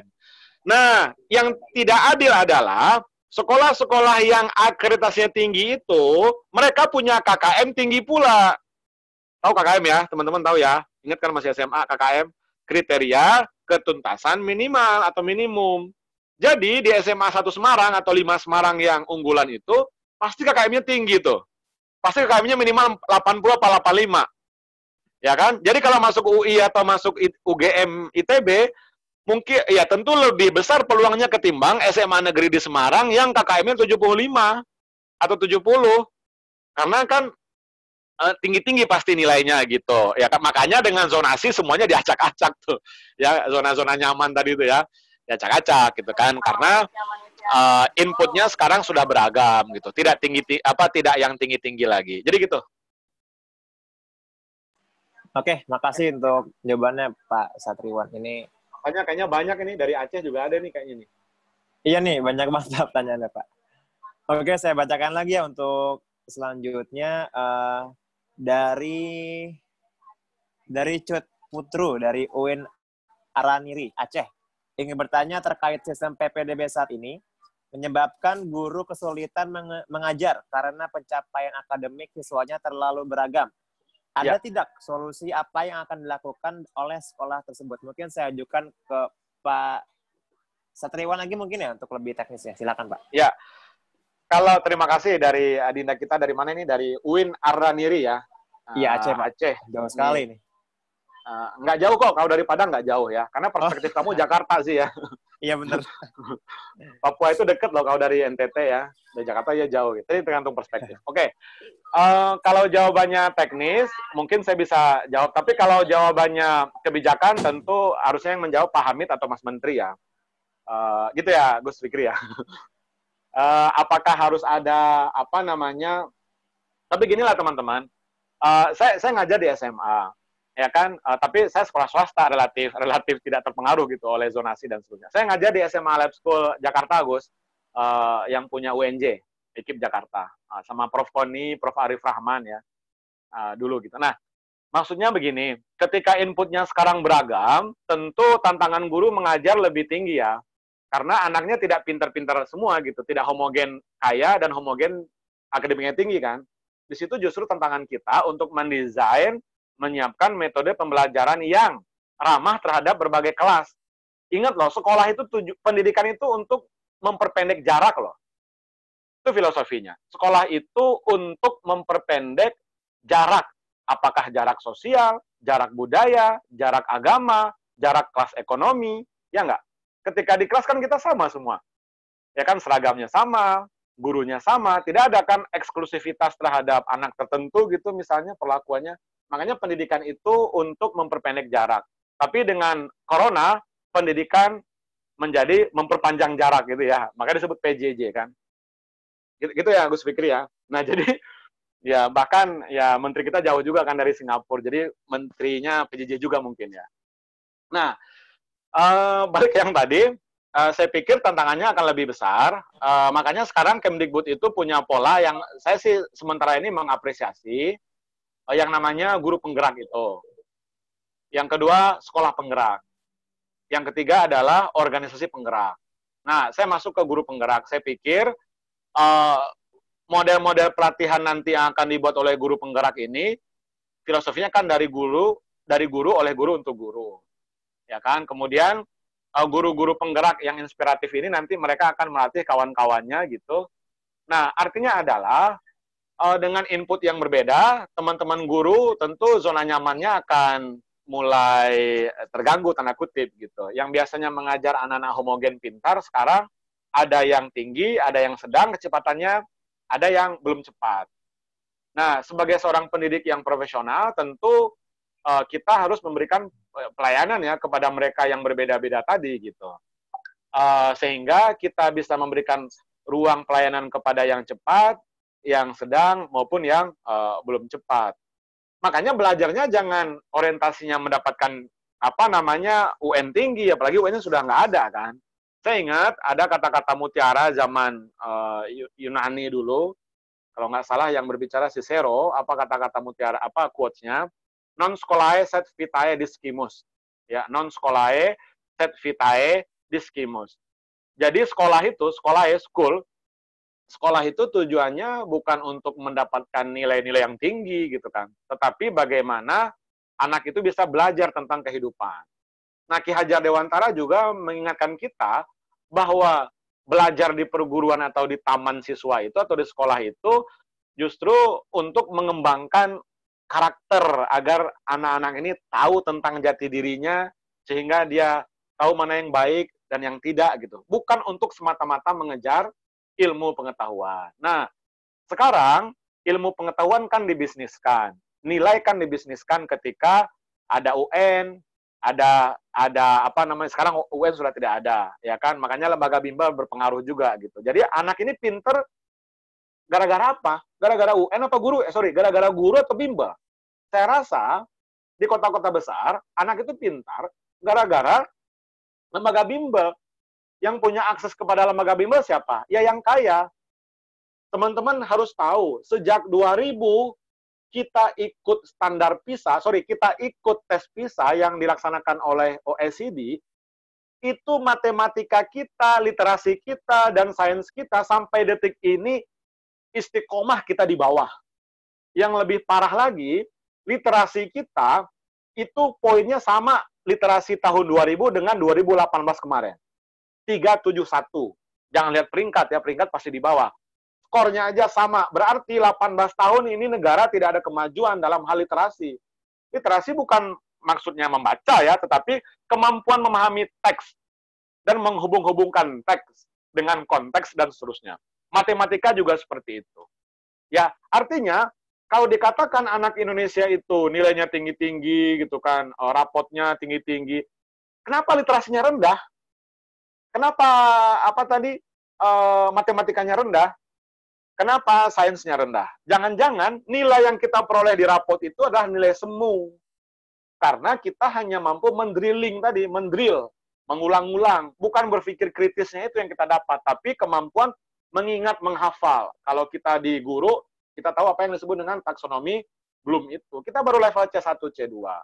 Jadi saya pikir itu mungkin gitu ya. Jadi nilai yang kita peroleh yang tinggi itu nilai semu gitu kan. Nah, disinilah tantangan bagi guru-guru, apalagi sekarang guru-guru milenial lah eranya kan. Itu mungkin yang bisa saya sampaikan. Oke, makasih Pak Satriwan. Ini lagi nih Pak dari Budiman Prawiro Atmojo. Dia bertanya, apakah demo yang terjadi di Jakarta khususnya tentang PPDB disebabkan kurangnya sosialisasi atau stigma masyarakat yang masih melekat tentang sekolah unggulan atau ada permasalahan yang mengenai PPDB? Mungkin Pak Fikri, ya, boleh bisa membantu menjawab pertanyaan dari Pak Budiman. Ini Bu Niman dari Lab School bukan ini? Lab School Kebayoran? Bukan? Bisa diulang anunya apa? Pertanyaan. Oke, Pak. Saya ulang ya, Pak. Dari Pak Budiman Prawiroat Mojo. Bertanya apakah ini bukan Pak deh, ini Ade, ini calon mahasiswa UI ini dari SMA Lab School Kebayoran, murid saya ini. Oke, berarti anak SMK mantap. Baik. SMA dan lulus UI ya, Budiman ya. Oke, siap. Saya ulang ya Pak untuk Pak Fikri tanyaannya. Apakah demo yang terjadi di Jakarta khususnya tentang PPDB disebabkan kurangnya sosialisasi atau stigma masyarakat yang masih melekat tentang sekolah unggulan? Atau ada permasalahan mengenai PPDB itu sendiri? Itu Pak Fikri, apakah cukup jelas? Iya, itu pertanyaannya bukan multiple choice tuh, soalnya semuanya benar tuh. Semuanya benar. Semuanya benar. Jadi tentang stigma sekolah favorit dan tidak, atau unggulan dan tidak, ini kan juga yang akan berontak dari zonasi. Jadi ini memang ada edukasi kepada masyarakat tentang ini. Jadi tapi masyarakat, sekali lagi kalau saya kritiknya ya kepada pemerintah juga. Pemerintah itu bahkan tidak hanya unggulan dan tidak, selanjutnya nanti ya negeri dan swasta mestinya. Jadi sedikit demi sedikit tentu tidak bisa kemudian langsung ini sama dan sebagainya. Tentang itu stigma juga. Kemudian sosialisasi saya kira begitu minim, kemudian orang saya tiap hari di Jakarta juga nggak paham. Artinya tanda bahwa yang nggak nyampe ini apa maksudnya. Kok kemudian mau mencuat ini. Kan dari dulu nggak, kemarin nggak. Ada maksud apa gitu dan sebagainya. Kemudian yang lain adalah bahwa sistem zonasi ini lahirnya itu bersamaan dengan semangatnya. Jadi statement atau launchingnya itu diikuti dengan aksi real ya, aksi yang tadi misalnya yang membuat sarana prasarana yang sama, kemudian SDM yang sama dan sebagainya. Meskipun juga setuju tadi dengan Satriwan Salim itu tadi. Jadi kalau Pak Guru maunya yang anak-anak pintar aja, nggak usah jadi guru ya. Jadi kalau guru yang baik ya itu contoh Pak Yohanes Surya itu ya. Kurikulumnya nggak ada apa-apanya kalau guru tidak tidak berkualitas. Jadi bagusnya seperti apa kurikulum kalau gurunya tidak mau belajar, tidak mau berlatih, tidak mau repot-repot, hanya mau nyari anak-anak yang pintar saja, ya enggak bermanfaat itu artinya kurikulum atau sarana prasarana sekalipun saya kira itu betul. Jadi dan Pak Yohanes Suryo sudah membuktikan bahwa ngambil anak dari daerah yang tidak unggulan, sekolahnya tidak unggulan, jenis ini juga dari segi etnis juga mungkin dianggap terbelakang dan sebagainya, tapi dia ketika diajar, ketika dididik, dia bisa berprestasi bukan hanya tingkat provinsi atau tingkat nasional, tingkat internasional bisa.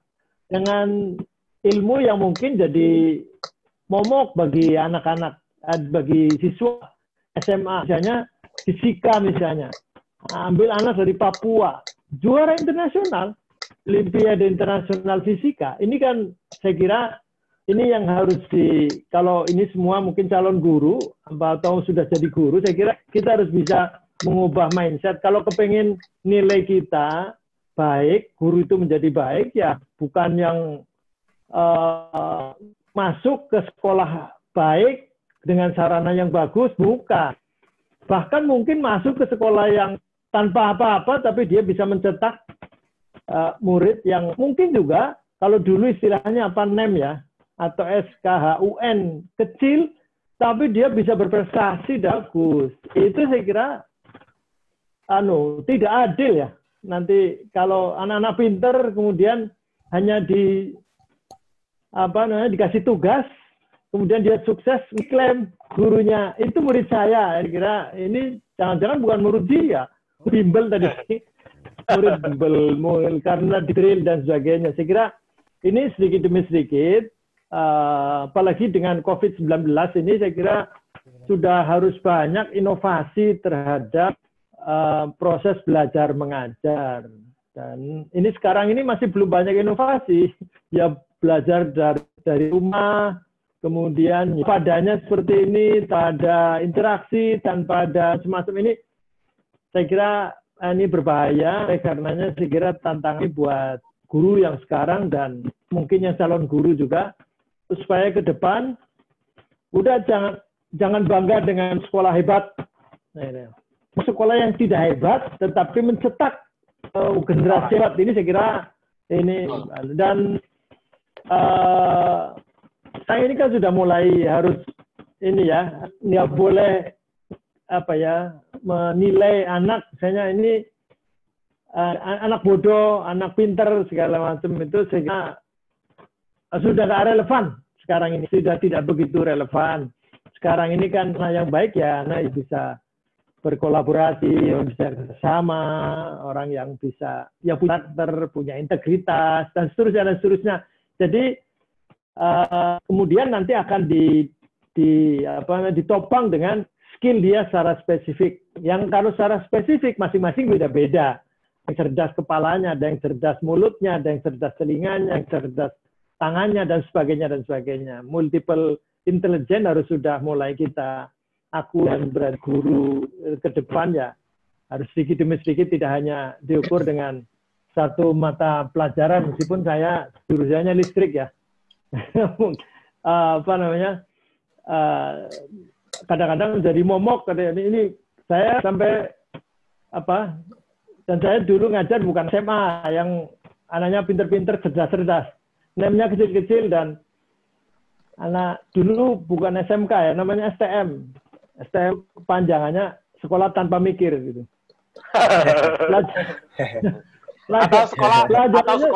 Atau sekolah tarung melulu gitu ya. Tawuran melulu. Pelajarannya susah. Itu bukunya cuma satu, dilempit, dimasukkan ke saku. Ini luar biasa ini anak ini. Gimana? Saya kira yang ada itu sebetulnya mendidik mereka supaya menjadi rajin, menjadi terus belajar. Itu saya kira, dan tidak boleh kemudian setelah selesai sekolah kemudian dia berhenti belajar. Ini saya kira kegagalan. Tapi kalau mencetak anak yang terus kepingin belajar, terus penasaran terus dan sebagainya, ini saya kira guru yang baik. Saya kira ini, mohon maaf, tambahan ini, mumpung ketemu dengan calon guru. Itu Mas Alif. Baik, Pak, makasih. Ini mungkin saya perpanjang sedikit ya, karena ada satu lagi nih pertanyaan yang belum dijawab. Mungkin saya persilakan untuk Mas Rohman ya, tadi sempat ingin open mic. Saya persilakan untuk Mas Rohman untuk bisa langsung membuka mikrofonnya dan bisa menanyakan langsung kepada para narasumber. Ya, kami persilakan. Baik, terima kasih untuk moderator yang sudah memberikan kesempatan. Saya Abdul Rahman dari Universitas Negeri Jakarta.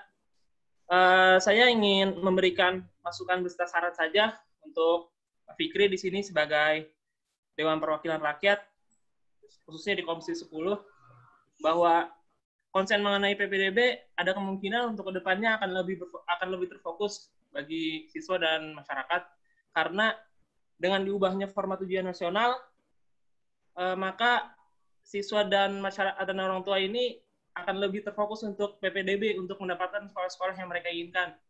Nah, hal-hal ini yang perlu dikawal oleh teman-teman dari DPR untuk memberikan pengawalan kepada bukan hanya kepada Kemdikbud, tapi juga lembaga-lembaga yang lain seperti Kemdagri, lalu Kemenpu PR untuk menyediakan fasilitas-fasilitas sekolahan.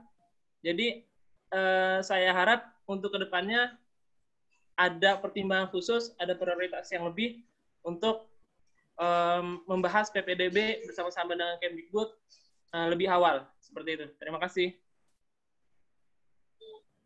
Baik, terima kasih Mas Roman. Mungkin ada tanggapan dari Pak Fikri, Pak, karena tadi khusus buat Komisi 10 DPR RI mungkin. Wah, ini apa namanya, Mas Man ini pantasnya jadi DPR ini, jangan jadi guru. Sayangnya Mas Menteri sedang tidak bicara tentang PPDB, dia sekarang sedang mempersiapkan, kita nuntutnya sebetulnya rencana induk pendidikan. Tetapi Mas Menteri ngeteng, nyicil ada Merdeka Belajar, Kampus Merdeka, dan sebagainya. Jadi sedikit-sedikit itu. Kemudian beliau sebut namanya roadmap atau peta jalan pendidikan Indonesia. Jadi nanti di dalamnya tentu ada PPDB dan lain-lain. Jadi nanti ini tapi memang memformat ulang pendidikan nasional atau sistem pendidikan di Indonesia. Hanya kita masih baru mendapatkan paparan sedikit, apalagi kalau saya tadi kalau tuntutannya sarana prasarana dan sebagainya, saya sudah buat itu punya namanya benang kusut penyelenggaraan pendidikan. Nanti ada itu tadi yang saya nyebut 1,8 juta ruang kelas seluruh Indonesia, 1,3 jutanya ruang kelas rusak, artinya hanya 500.000. Itu skemanya seperti apa? Nggak bunyi Kemendikbud bunyi tidak punya skema. Hanya kita paksa untuk buat skema, tapi kira-kira nanti andekan diperbolehkan dan Kementerian Keuangan boleh dan Kementerian PUPR mengerjakan, maka 2022 bisa rehab ya, bukan nambah tadi. Kalau yang kurang kan ditambah, mestinya ada ruang kelas baru atau USB, unit sekolah baru yang kurang. Tadi kan ada piramida yang nggak sehat tadi disebut oleh Pak Mas Satriwan Salim tadi. Jadi mestinya kan sesuai ya, lulusan SD, lulusan SMP, lulusan SMA itu kan sesuai dengan kebutuhan, tapi faktanya tidak demikian. Paling tidak tadi di DKI seperti itu. Nah, mestinya sama, sesuai. Ini juga tadi saya menjawab sedikit ya. Kenapa pemerintah pakai ada usia paling tinggi ya, paling tinggi. Iya, 21. Kenapa sih? Kalau SMA. Dia ngejar APM itu. APM kan paling tinggi, APS, APK, kemudian APM. APM itu yang murni, angka partisipasi murni. Angka partisipasi murni itu yang sesuai dengan usia sekolahnya. Jadi idealnya pokoknya, tapi sebetulnya nggak ada ini apa-apa, nggak ada pengaruh apa-apa. Iya. Buat pendidikan juga nggak ngefek apa-apa. Mau APM-nya tinggi atau tidak, nggak ada ya gagahan saja.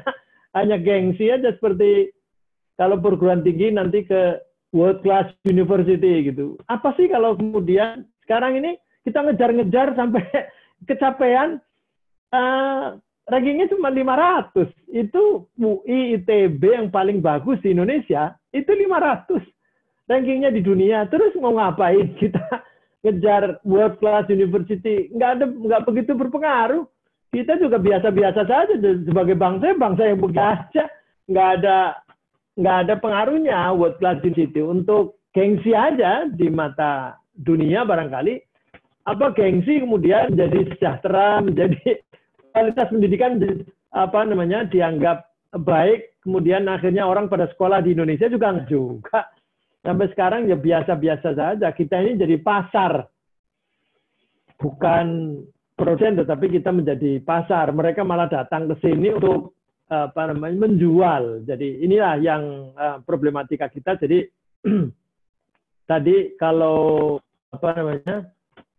karena yang disuguhkan menunya oleh Mas Menteri ini sekarang lagi mau riset ya, membentuk ulang atau reform, membentuk ulang sistem pendidikan di Indonesia. Beliau menyebutnya dengan peta jalan, maka kita akan mengikuti seperti apa dari awal.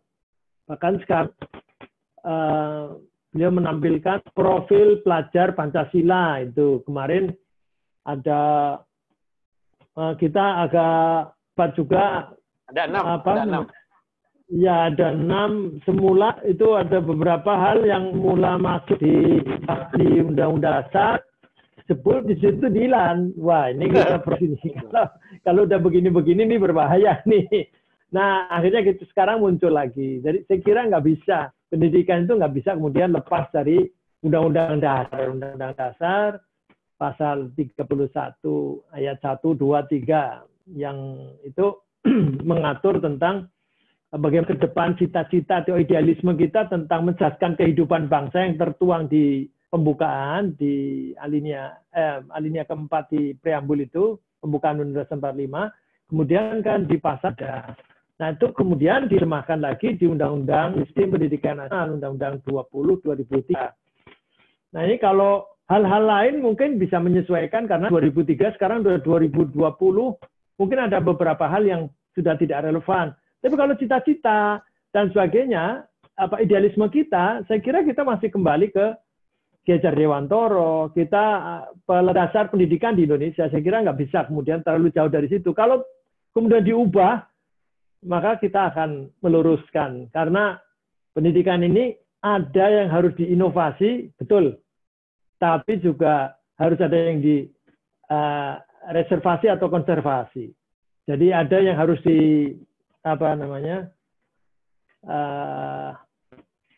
dipertahankan, ada yang harus dipertahankan, dijaga, dilestarikan ada, tetapi ada yang harus juga diperbarui dan menyesuaikan kondisi. Nah, ini saya kira kalau di DPR sekarang pekerjaannya lagi seperti itu. Cuman saya ngeteng, kemudian kena pandemi COVID, kemudian sekarang nggak muncul lagi. Jadi nggak muncul lagi, apalagi nanti kalau dikejar terlalu teknis sampai ke sarah segala macam, ya pusing karena sekarang kemarin udah dipotong anggaran di trilateral meeting juga nggak bisa apa-apa, nggak bisa naikkan. Kita kan minta supaya meringankan masyarakat Indonesia, maka mestinya tidak hanya pendekatan fungsi. Tadi saya sebut 20%. Itu mestinya 500 triliun, tapi faktanya Kemendikbud hanya dapat bagian 70 triliun, sehingga tidak seperti yang disebut dalam Undang-Undang Dasar atau Undang-Undang. Kemudian kalau ditambah dengan di Kemenak itu 67 triliun, jadi 70 sama 67, atau katakan 70 ya berarti 140 dari 500. Ini kan masih jauh, sehingga kalau kemudian pendidikan masih dianggap masih kurang konsen, masih berat, masih mahal, dan sebagainya, memang kondisinya masih seperti itu. Jadi kalau dituntut sarana-prasarana harus segera dipenuhi, supaya zonasi dipenuhi, ya ini seperti tuntutan kita. Tapi saya kira Mas Menteri akan gedek-gedek dia, error nanti. Kita ikuti saja apa yang bisa, kalau bahasanya santri itu la yudrokuluhu. Kalau tidak bisa semua ya jangan ditinggal semua. Apa yang bisa, kemudian sampai apa yang bisa Anda lakukan. Nah, sekarang di pandemi pun apa yang bisa dilakukan, apa yang ada dan dimaksimalkan, dan supaya tetap bangsa ini tetap terbangun dari pendidikan. Saya kira SDM itu saya kira the most valuable capital is invested in human being. Saya kira begitu. Begitu Mas Alif. Oke, baik. Terima kasih. Ini mungkin tadi terakhir ya buat sesi Q&A. Dan ini saya ingin menyampaikan terakhir ini dari titipan dari Azer. Saya Reza dari UI. Ingin menyampaikan pesan, semoga masalah PPDB ini bisa diselesaikan pada tahun ini, sebab jika tidak, masalah ini terus berlanjut sampai tahun-tahun berikutnya. Apalagi terkait masalah zonasi. Saya sampaikan di sini, terima kasih. Oke. Ini dari Reza, Pak, teman kita dari UI. Oke, mungkin sekian tadi buat sesi Q&A dari masing-masing narasumber. Karena kita sudah melewati batas banyak banget, tapi nggak apa-apa deh. Mungkin terakhir nih 2 menit closing statement dari masing-masing pembicara untuk tema kita pada malam hari ini tentang diskusi PPDB 2020. Closing statement 2 menit dari pembicara. Saya mulai dari Pak Satriwan, mungkin Pak, kami persilakan Pak. Ya, terima kasih Mas Alif, Gus Fikri dan kawan-kawan semua.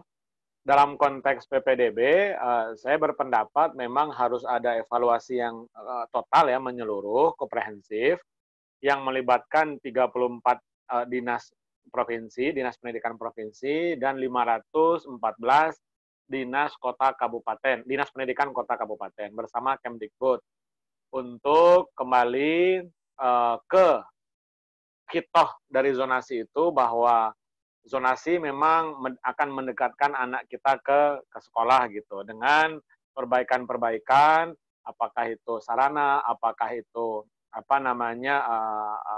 dana gitu kan untuk sekolah-sekolah, kemudian redistribusi guru dan seterusnya, agar zonasi ini tidak kehilangan makna gitu nanti-nantinya gitu, karena kita lihat ada gejala distorsi terhadap zonasi.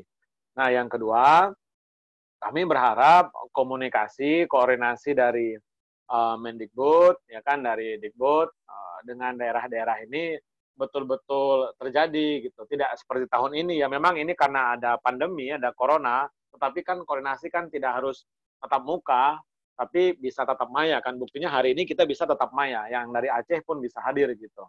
Artinya adalah kalau zonasi itu dibuat aturannya tetapi tidak berdasarkan aspirasi atau insight dari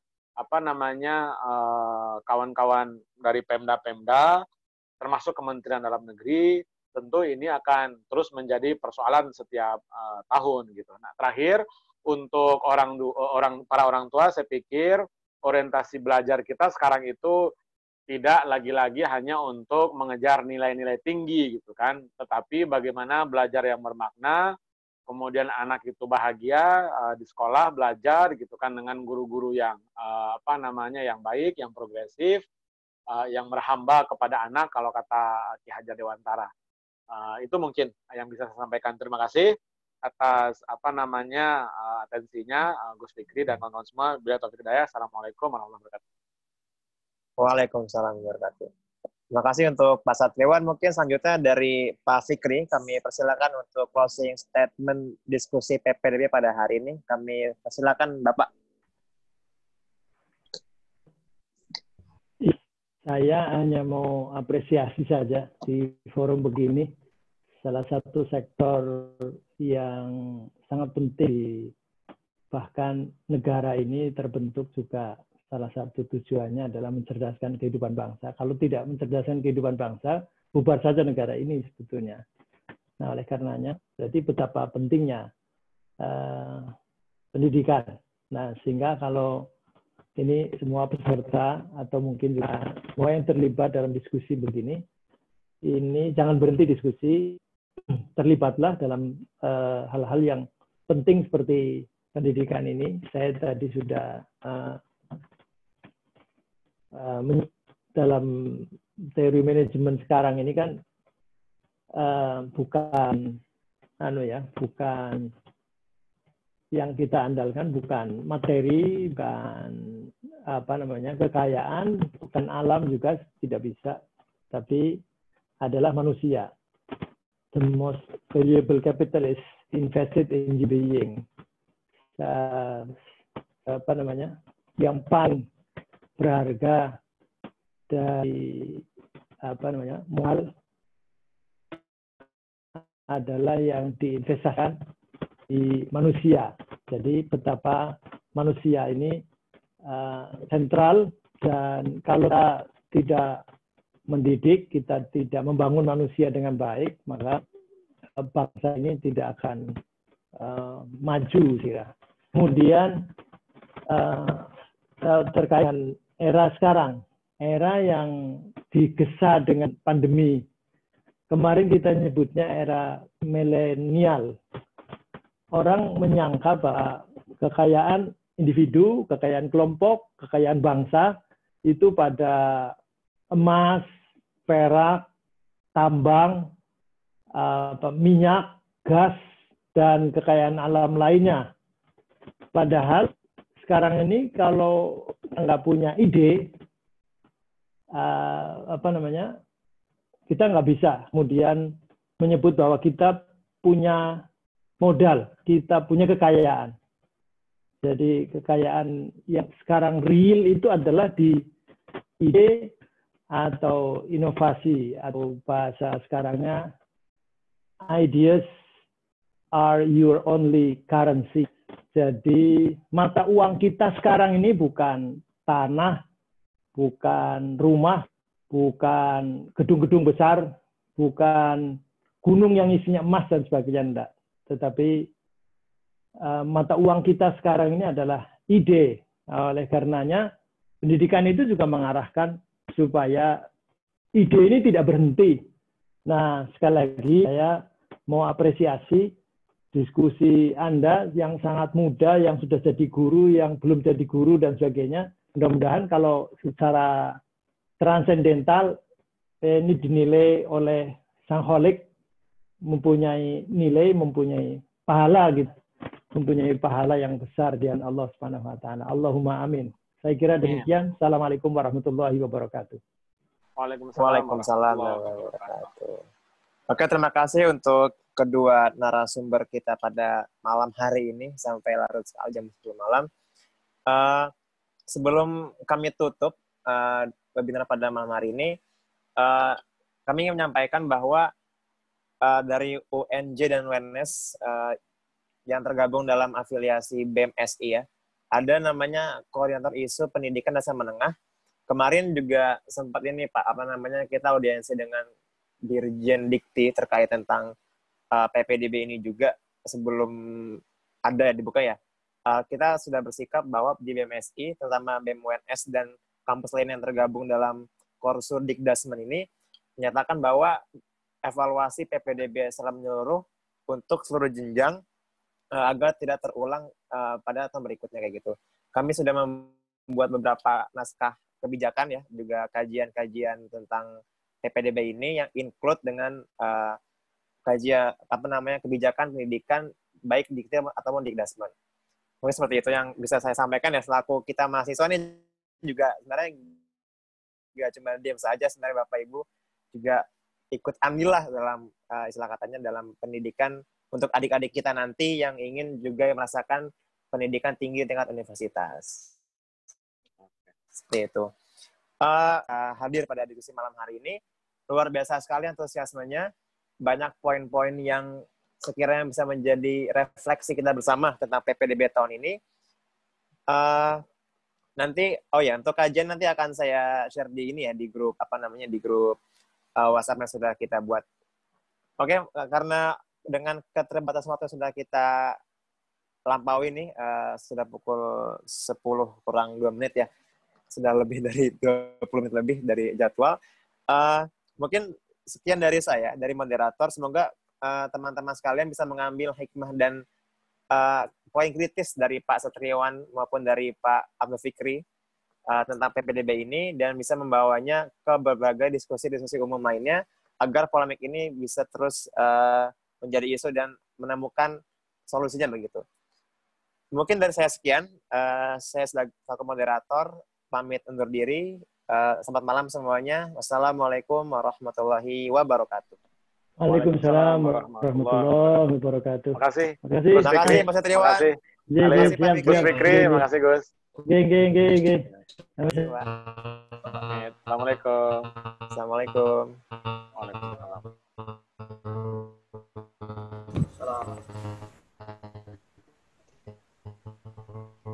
Makasih.